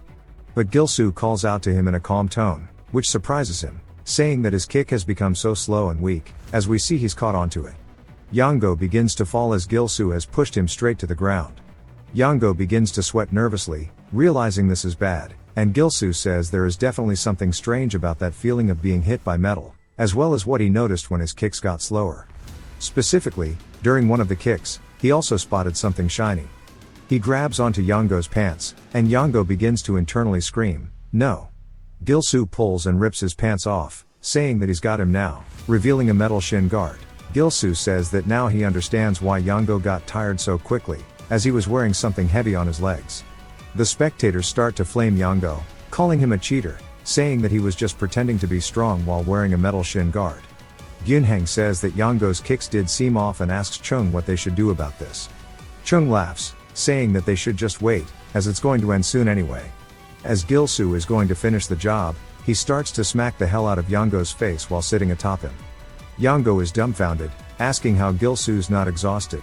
Gil-soo says that he recognizes this expression. It's a terrified look that means Yango's not even considering defying him. It is the same expression that Gil-soo would make when he was bullied. However, that old version of Gil-soo is now gone as he is finally stepping up for himself. He screams while tears fill his eyes, and with a very heavy punch, he hits Yango directly in the face, causing his head to smack into the ground of the ring. We see Yango's eyes starting to fade out as he is on the verge of losing consciousness, and the referee immediately stops the fight, declaring Gil-soo as the winner when raising his hand. Gil-soo is glad that he did it, as he has finally knocked out one of his bullies with his own fist. As Yango lays there, he says there's no way and wonders how he lost. He spots In-hae, saying there's no way it's over yet and that he'll avenge him, but instead, In-hae calls him useless and begins to leave. The crowd starts to throw rocks at Yango, calling him a cheater, saying he should just die, as well as all the other garbage they can find, saying he is trash and that they are going to challenge him to a fight tomorrow. Gil-soo walks over to him, which surprises him, and then he stretches his hand out, leaving Yango confused. Gil-soo says he should stand up if he's come to his senses. He really wanted to beat him up because he cheated, but it can't be helped since there are rules, and next time they should just focus on fighting fairly. Yango is speechless. Gyunhang laughs, saying Gil-soo is more interesting than he thought, and he can't believe he's trying to shake Yango's hand. Chung says that now Gil-soo finally looks like a student of the Six Gates High School, and that he is more capable than he originally thought. We then hear Shokwu asking what the hell is going on, asking why small fry are fighting in the arena. The spectators are surprised as we see him grabbing onto Yango, saying that Yango's a bastard who can't even beat a loser, so he's not welcome at their school, and that he doesn't even have the right to graduate from here. Gil-soo doesn't even know who this guy is, but Chung steps into the ring, asking Shokwu what he thinks he's doing. Shokwu says, "Long time no see," calling him a traitor. He begins to walk towards him, saying that watching such a stupid fight pissed him off, and he can't stand seeing the sight of his school being ruined, and that he would rather get rid of the fighting arena and just crush the school.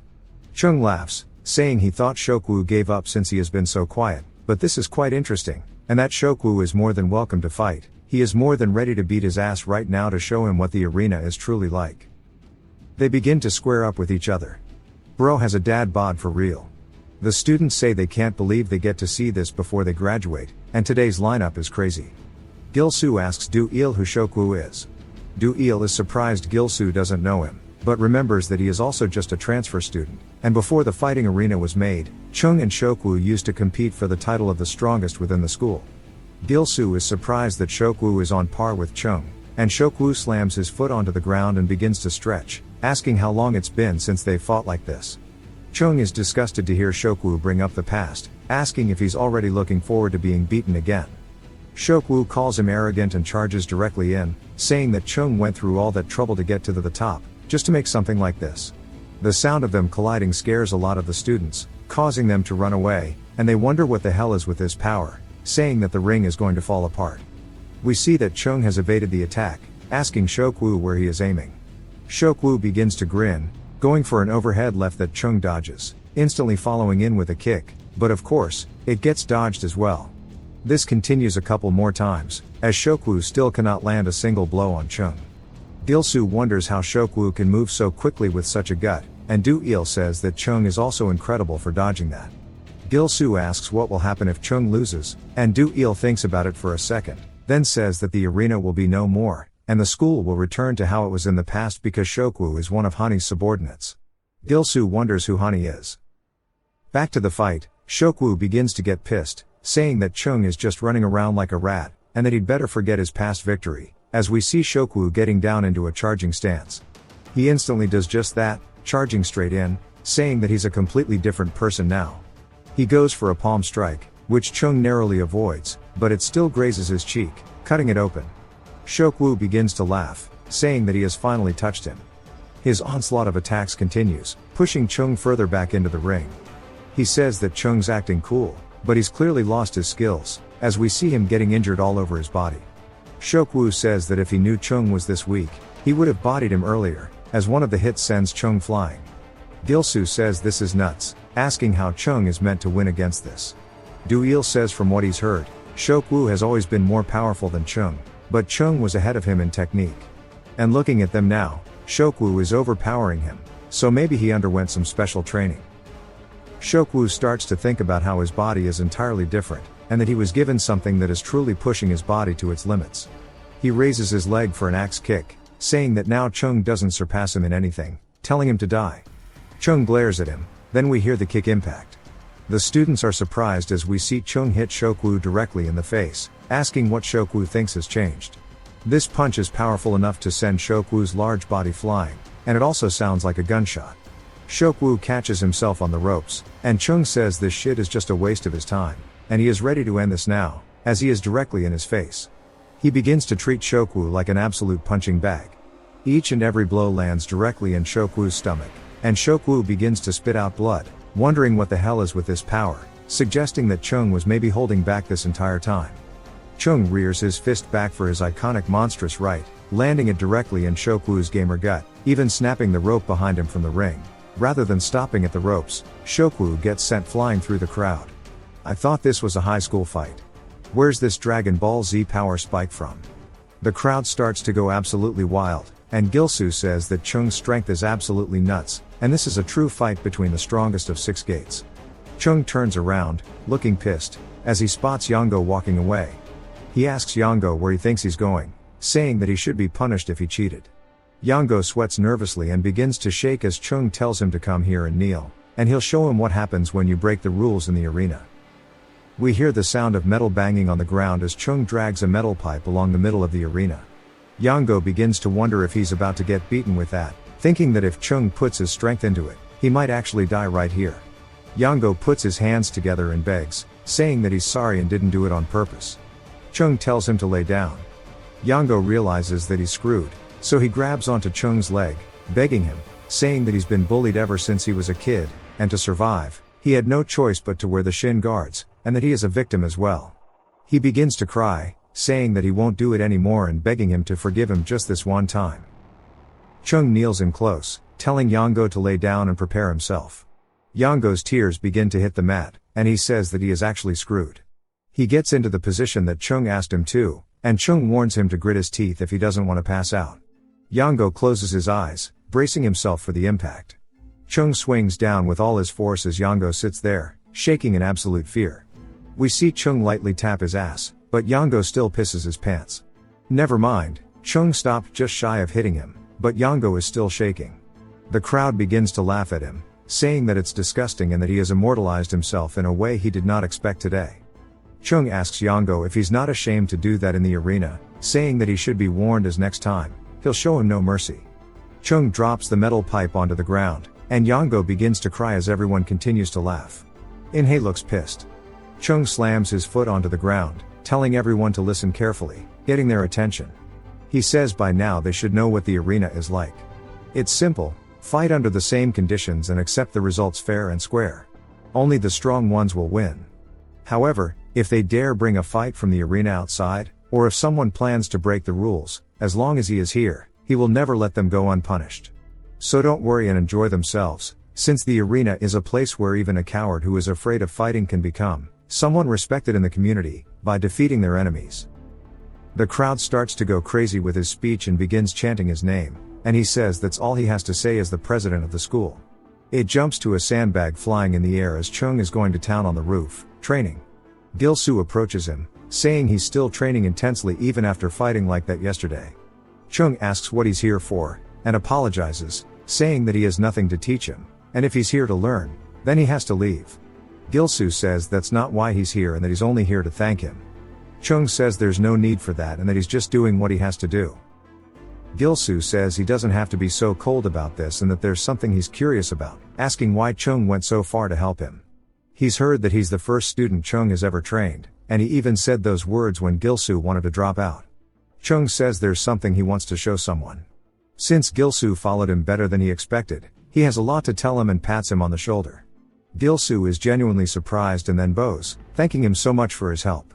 Although he doesn't completely understand what Chung said, his aura felt a lot different than usual, so he didn't want to ask about it.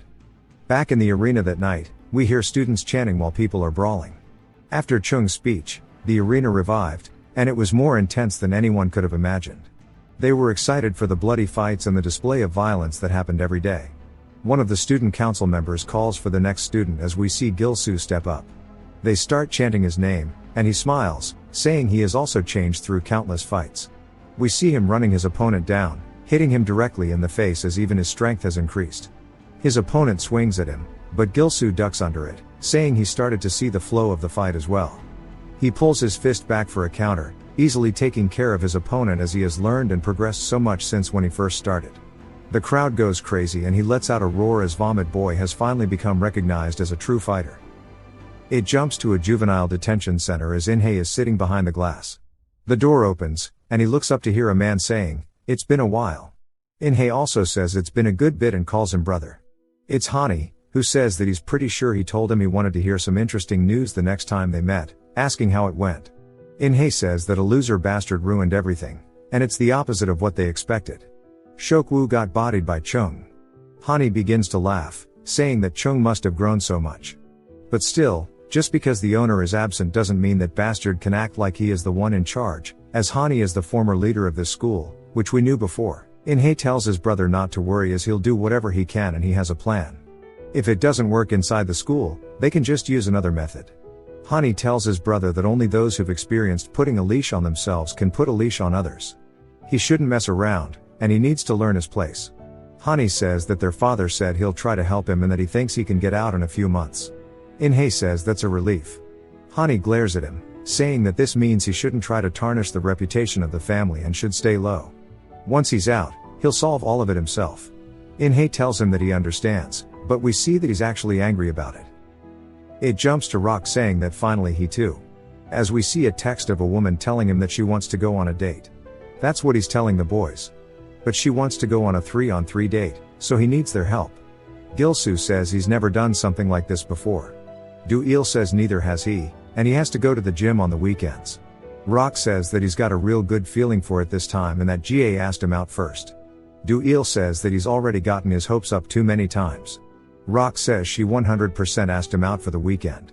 Gil-soo laughs, saying that Rock is desperate, so they should just help him out, and they don't know even if it's not real this time. Do-il warns him that Rock is actually a master at making the wrong decisions. Rock gets angry and says that he'll treat them to dinner. Do-il says he needs to add dessert as well, and Rock reluctantly agrees. It jumps to a cafe, and we see them all casually dressed, but Rock's hand is shaking like he has Parkinson's, and he wonders why he's so nervous. Gil-soo's surprised, as it's his first time seeing him nervous, and he wonders who she is for him to act like this. He hears the door open, so he looks up to see a brown-haired woman enter the cafe. Gil-soo says there's no way that's her. Rock waves at her, and Gil-soo realizes that his friend has very high standards. A red-haired girl then spots Rock and waves at him, and Gil-soo is confused. She tells him that she's sorry they're late, and Rock says it's okay, that they just arrived themselves, and introduces both Do-il and Gil-soo. Gil-soo realizes that's who Rock likes, and he feels very awkward, wondering if he should not have come. The woman who entered first sits down in front of him and introduces herself as Jangmi. Gilsoo stutters but says that it's nice to meet her and says that he's actually glad he came. A little later, Ga then asks Do-il how Rock is at school, saying that she only sees him at the academy. Rock tells her that he's the exact same as he is there, but Do-il says that he never listens in class and only watches idle fan cams. She asks what that is, and Rock tries to recover, but Do-il says that otherwise, he just sleeps. She says that's weird because he studies really hard in the academy. While everybody else is having a good time, Gilsoo is sitting there awkwardly sipping his drink, saying that he doesn't know what to talk about. Mi looks at him and calls out to him, asking if he doesn't like talking. This catches him off guard, and he says that it's not like that and that he can't believe she talked to him first. She says that she doesn't really like noise either and that they all seem really excited. He says he agrees, and she says, strangely, whenever she hangs out with them all, she always feels left out. He says that it's the same for him and it feels like he's being dragged by the atmosphere. She asks if that means he's also a listening type, and he says yeah, mostly because he's awkward. Then she asks him what his MBTI is, saying that she feels like they share the same one. He goes to tell her, but Do-il says it's about time they get going somewhere else, and there's a karaoke place nearby, asking what they think. Rock says that it's great and he'll sing, and Gilsoo just thinks it's a shame as he was just getting comfortable. As they get there, Ga asks Do-il if he's good at singing, and he says he's just average. She laughs, saying that's what people good at singing always say. Do-il says that she can just check for herself later. We see Rock getting annoyed, and then he puts his hand on Do-il's shoulder, asking the others to go in first as he needs to go to the bathroom. Do-il says that he just went to the bathroom before, but Rock starts to bark at him, asking what the hell his problem is. They start to argue because he feels like Do-il is hitting on the girl he likes. Do-il says that all he did was help him because she was getting embarrassed by his jokes. Gilsoo sits there awkwardly while they argue. He'll go in first so they don't get worried, and he's actually really embarrassed because this is happening in public. As they continue to argue, Gilsoo sighs, saying whenever they're together, they always fight with each other, but it's good that Rock is honest and he's over here just stuttering like a fool. He starts to think about Mi, saying that he wants to get closer to her. He wonders if her family name, Jang, means that she might be related to someone he knows, saying that her name is a single syllable and her name is pretty too. He hears someone asking what's wrong as he looks up to see some dude trying to pick up Mi, and she tries telling him that they already have people they're here with. The guy tells her that's an obvious lie and that they should just join him, and they have 2 more guys in the next room, so it's perfect for a 3-on-3. Gilsoo barks at him, asking what he's doing, and the guy's surprised, saying she actually had a partner but it looks like he's just a loser. He grabs onto Mi's arm, asking why she would hang out with the loser when she can hang out with him instead, saying that though he looks like this, he is from the Begzan group. He laughs, saying surely they've heard about him. She tries to pull her arm away, telling him to let go, and he laughs, asking what she'll do if he doesn't. Gilsoo begins to run in, but before he can, Mi pivots her foot, grabbing onto the man's collar, and Judo throws him over her shoulder. She says that if he doesn't want to listen to her words, she's just going to beat his ass, and she slams him straight down into the ground. Gilsoo is speechless. Ga sighs, saying she's been anxious ever since she saw the guy grab onto Mi's hand. Gilsoo asks what's going on, and Ga says that he doesn't need to do anything, and though Mi might not look like it, she's really scary. The guy swings at her, but she ducks under it, and Ga continues, saying that from what she's heard, Mi's brother taught her to fight ever since she was young, and she's so good at it that most men can't even compete with her as she is absolutely mugging this dude. She hits him with a kick to the face that sends him flying across the hallway. Ga says that now that she thinks about it, Mi's brother is actually from 6 Gates High too, and he has a 1-syllable name just like she does. Gilsoo says there's no way as he starts to recall Chung, and we learn that Mi is actually Chung's sister.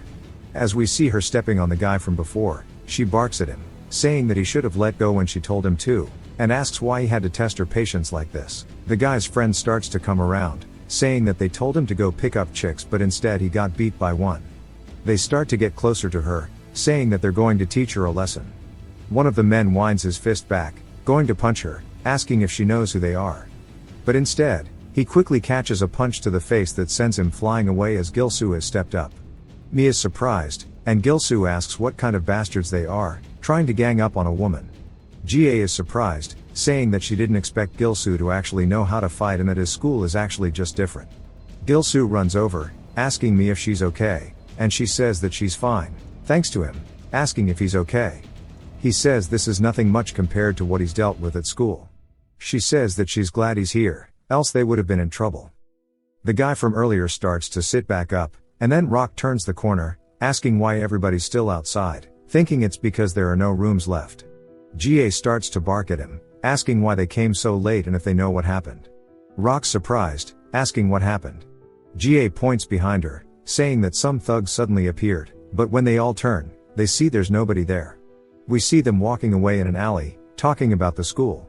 The guy says no wonder the loser jumped him instantly. One of them says that even so, if it's 6 gates, he sure as Hyungnim will be interested, and he'll definitely make them pay for what they did.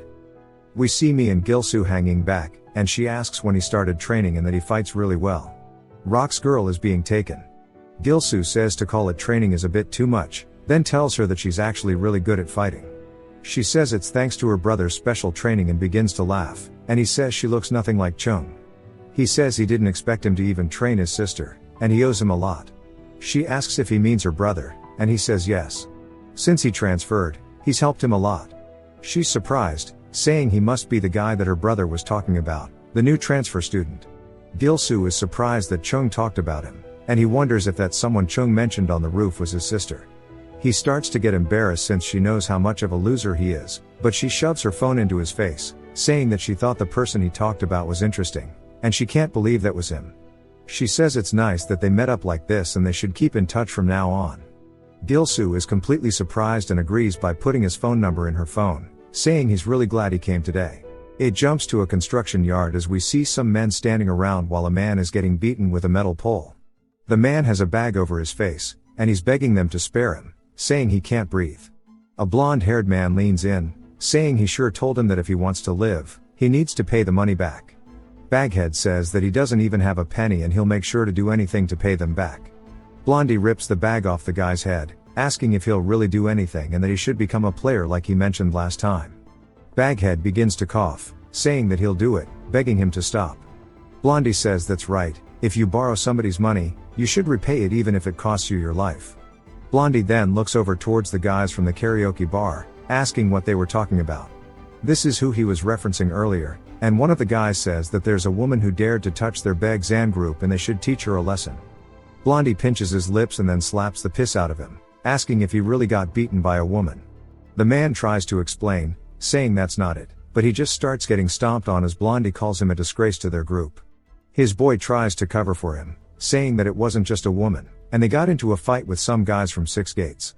Blondie is surprised by this, and the other one covers, saying that they were attacked by them.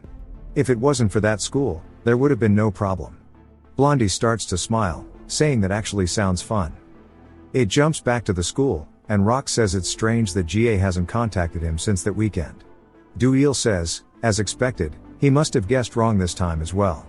Rock barks at him, saying it's all because of him, and Do-il asks why he's not over that. Rock says they're going to fight in the arena today. Meanwhile, Gilsoo is on the side texting me. She's telling him how much she hates the food at school, then she sends a sad rabbit emoji. He has to stop himself because of how cute it is. He then hears Yongo asking somebody for forgiveness, saying that he'll do anything. Gilsoo turns to see him kneeling down as it's none other than Inhei telling him that his existence is a nuisance and that him leaving the school will help them. Yongo asks for a chance, but Inhei spits on him, saying there's no place for someone who pisses his pants, and that if he were the one to have pissed his pants, he would have just dropped out from embarrassment. Do-il pulls Gilsoo away, saying that nothing good will come out of getting involved with them. Gilsoo agrees and wonders why people like Yongo want to hang around with Inhei in the first place, as there's no point in hanging out with a group of bullies at this school. Do-il says that's true in school, but it's different outside. There's a famous company called Gangun in their area.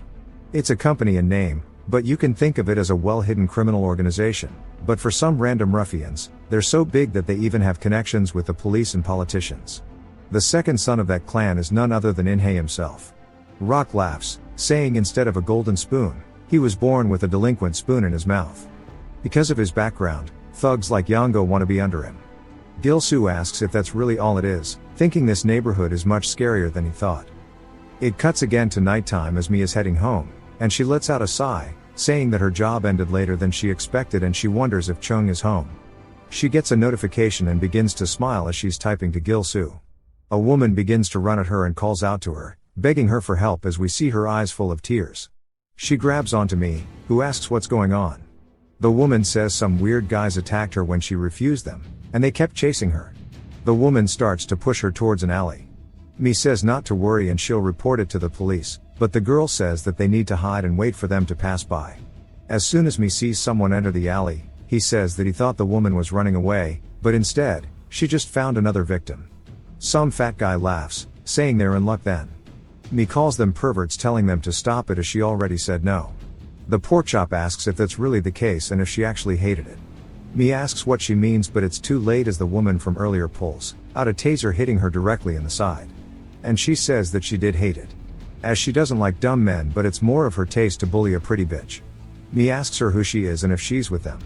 Then we see Blondie saying it's nice to meet her as there's a whole group there. He says he heard that she's good at fighting.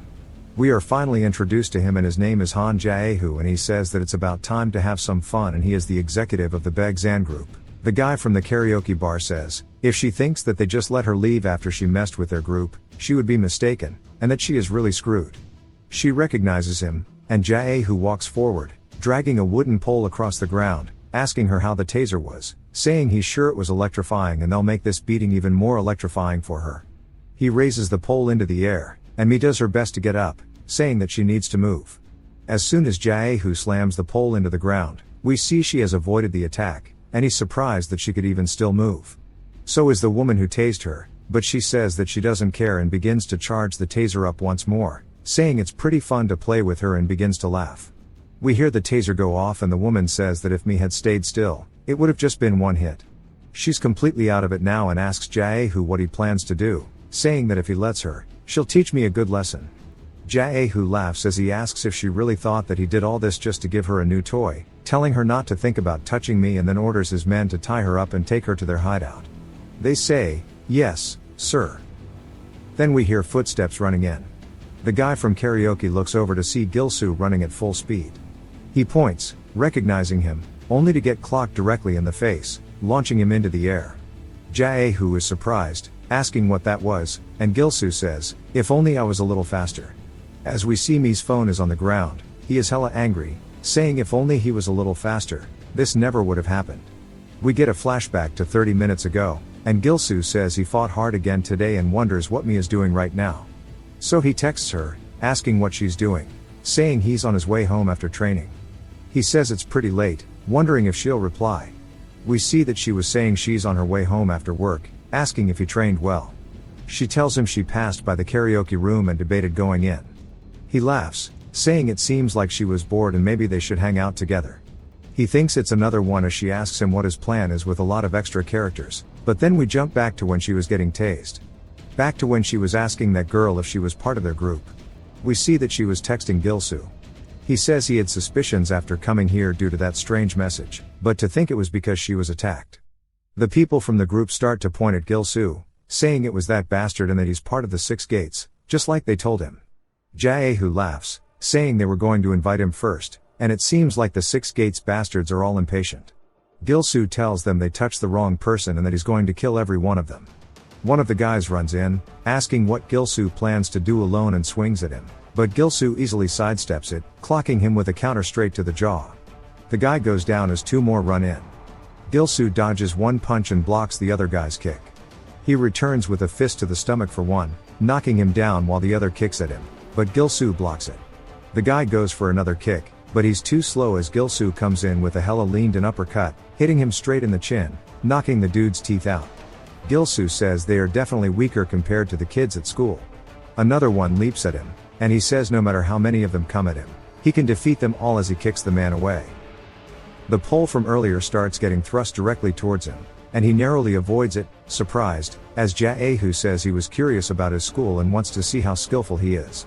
Jaehu starts to run at him, swinging wildly trying to land a hit, but Gilsoo is bobbing and weaving each and every hit. Jaehu says that he's quite fast. We see Gilsoo jump into the air over the attack and start to come in for a kick, which surprises Jaehu. Gilsoo asks who he is to judge somebody else's skills when he doesn't even have them himself. Jaehu blocks the hit using the pole, and it shatters. He calls Gilsoo aggressive, saying he's not bad. Gilsoo continues pushing him backward, saying that he's just getting started, asking if he's unable to fight without a weapon, telling him to fight back. Jaeho sticks out his foot, tripping Gil-soo. As Gil-soo goes to fall, he realizes he was too caught up in emotions. Gil-soo lands on something, and Jaeho says dealing with him is trickier than he expected, so he tells someone else to take care of him. We see Gil-soo has landed on the girl's chest, which surprises him, and he tells her that it wasn't on purpose as he takes his hands off her chest, apologizing. She laughs, saying it's cute that he's embarrassed, and he sees the taser, wondering if that's what they used on me. She says she can't help but get excited if he's going to be this cute. Gil-soo puts his hands up, wondering how he's meant to block this taser, as he doesn't even try to dodge it, and he closes his eyes. We see the taser soar up into the sky as Mi is now awake and kicks it away. Gil-soo opens his eyes and looks over, and the girl is also surprised because she didn't expect me to be awake. She says there's no way, she was sure me was knocked out, asking what's going on. We see me holding onto the wooden pole, and she says that she actually used the wooden pole right after it broke. It landed behind her, and when the woman went to go tase her, Mi held the wood up under her clothes to block the taser. The girl nervously says that Mi is actually sly. They are now back to back as they're each going to have to fight their own one-on-one. Gil-soo asks if Mi is okay. She says yes, thanks to him, she managed to recover. They both square up, and Gil-soo says it's time to educate these bastards. Jaeho says that he wasn't going to make it a big scene, yet it ended up like this. Even without the taser, he asks if they really think it's going to be different. Before he can finish his sentence, he sees something flying in. It's none other than Gil-soo hitting him straight in the face, telling him to get ready. As Gil-soo continues hitting him, he says that he'll be teaching him what happens when you cross the line. The taser woman says that she's surprised by how much endurance Mi has, but she should have just stayed down because now that she's up, it's not going to end well, as she's actually really good at fighting too. Mi responds that while it's comfortable to lie down, she can't stand this kind of crap, and the woman should have done it properly if she wanted to keep her still. Taser girl jumps in, saying this is why defeating people like her is so fun. We see Jaeho falling into some trash, and Gil-soo says he's not even a big deal. Jaeho says he expected more, asking if this is really all Gil-soo has, saying he's finished warming up and it's time for the real game.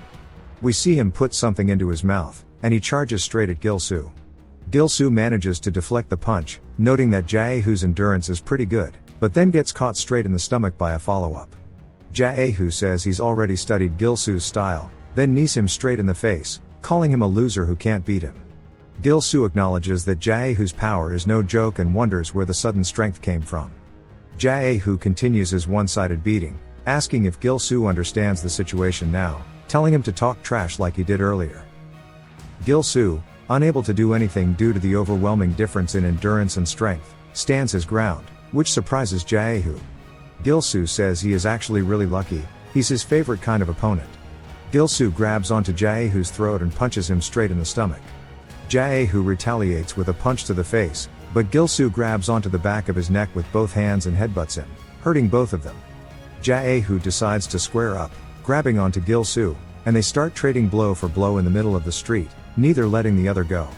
Jaeho calls Gil-soo crazy, asking why he's fighting so recklessly, then gets caught with an uppercut while he's lost in thought. Gil-soo reminds him that he mentioned being curious about the 6 gates and tells him to watch properly as this is the punch of a first grader there. He then hits him with a bomber left that sends Jaeho flying. Gil-soo walks over to Jaeho on the ground, saying that he shouldn't try to beat a former loser with just guts alone, as we see Jaeho losing consciousness. Gil-soo says that before he started fighting back, it looked like Jaeho ate something, then he turns to check on Mi's fight. We see her standing on her opponent's head, saying that was a good finish. She finished a while ago but saw that Gil-soo alone was enough to beat Jaeho, so she didn't step in. She then grabs the girl by her jacket, asking why she would even do something so filthy. The woman starts to say she has no idea, claiming she has nothing to do with their group and was just doing it for the money. Gil-soo recalls the karaoke room incident where the guy also mentioned the group and asks her what kind of group the Baeksan is, wondering why they would give her money to do something like this. She responds that if they're from the 6 gates, it makes sense that they wouldn't know.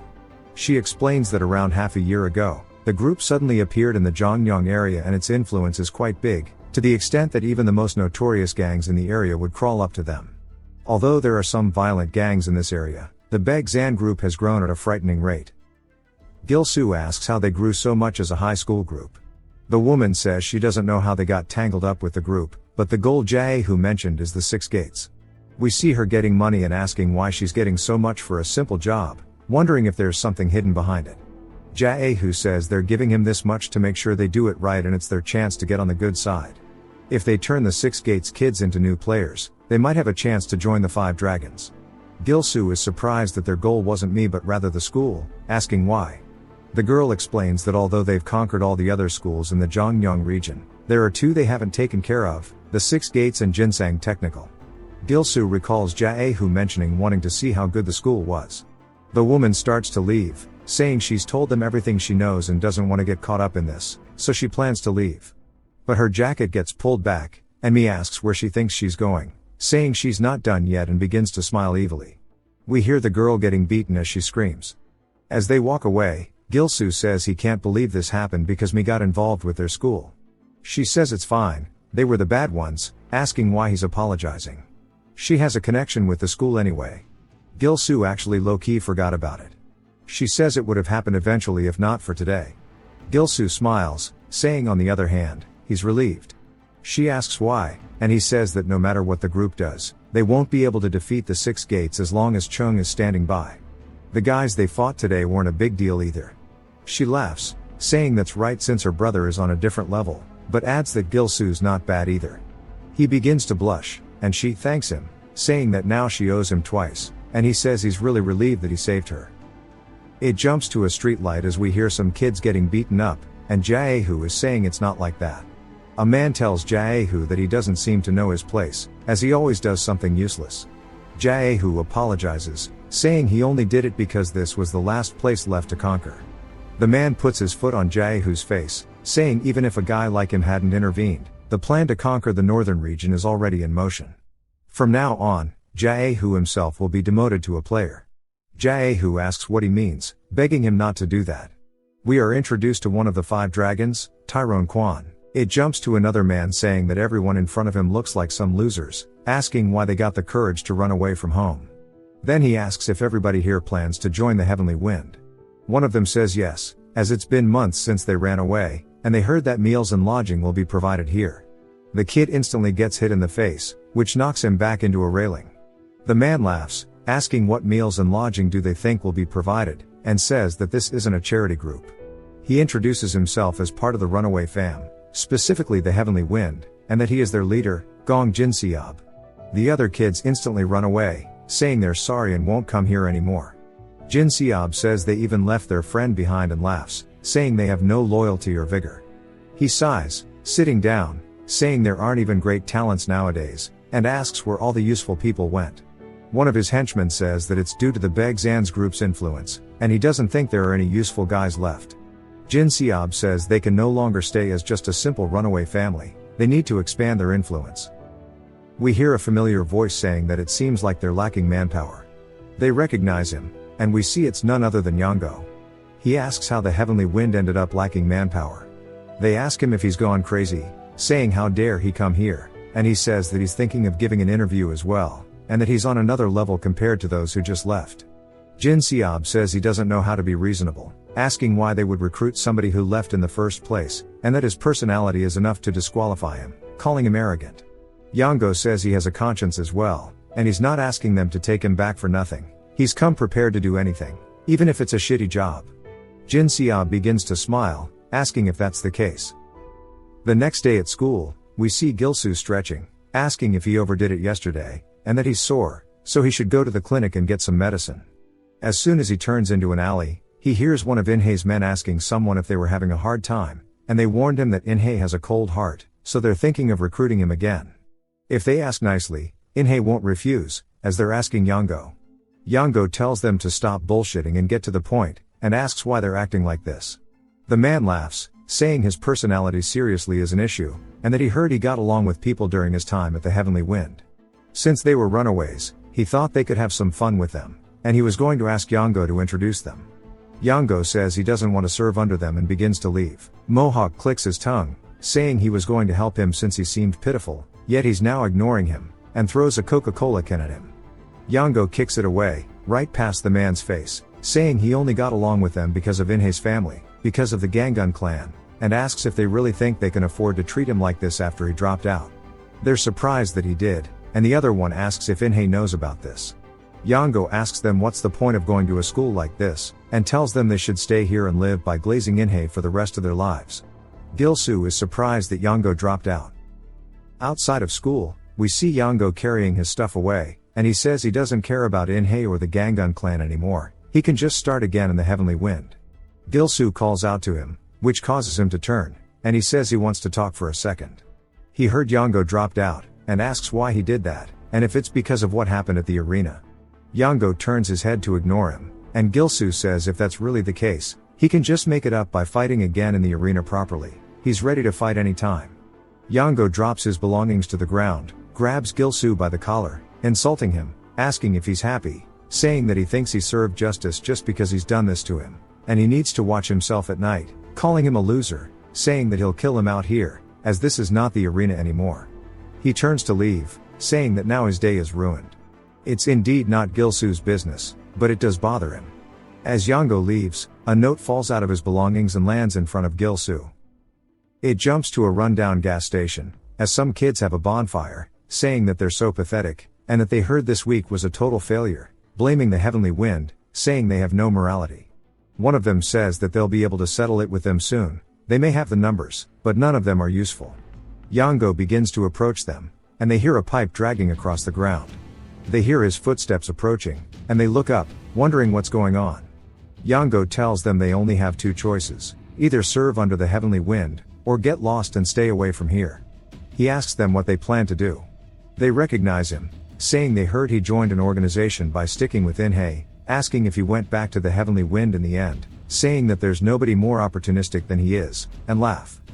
Back to when he was talking to Jin Seob, he mentions some guy named Yongin, saying that he's aiming for his territory, and since nothing good comes out of fighting with him, he'll let Yango handle it, and if he does, he'll consider letting him into the group again. Yango says he has no choice if he wants to restore his position. The men start to run at him, saying that he's just putting up a front, asking if he came here to die. Yango manages to block their attack but sees another one running in, who hits him, and swings at him, saying he's wide open. We hear it connect, but see that Yango has actually blocked it with his shins, and he asks why, saying his shins are bulletproof, then kicks the man in the face, sending him flying away. What I'm presuming is Yongin begins to sweat nervously, and Yango takes off his jacket, telling them that they should all try to jump on him together. He starts to charge in, saying he refuses to lose here, and he lets out a scream, saying he has to win. We see Jin Seob looking at a picture of Yango when he was younger, and they ask if he really plans to let him in. Jin Seob laughs, saying of course not, and they ask him why he wanted Yango to do that in the first place. Jin Seob says if Yango handles it well, the other runaway families would be gone for good, and even if Yango loses, he has nothing to lose as he begins to burn the photo of them together, saying somebody without any loyalty like Yango is somebody that he can just use until there's nothing left, and then discard him afterwards. If you've watched till the end, comment, Optimum, to let me know. Subscribe for more videos like this, leave a like or a comment to help the channel out. Thanks for watching.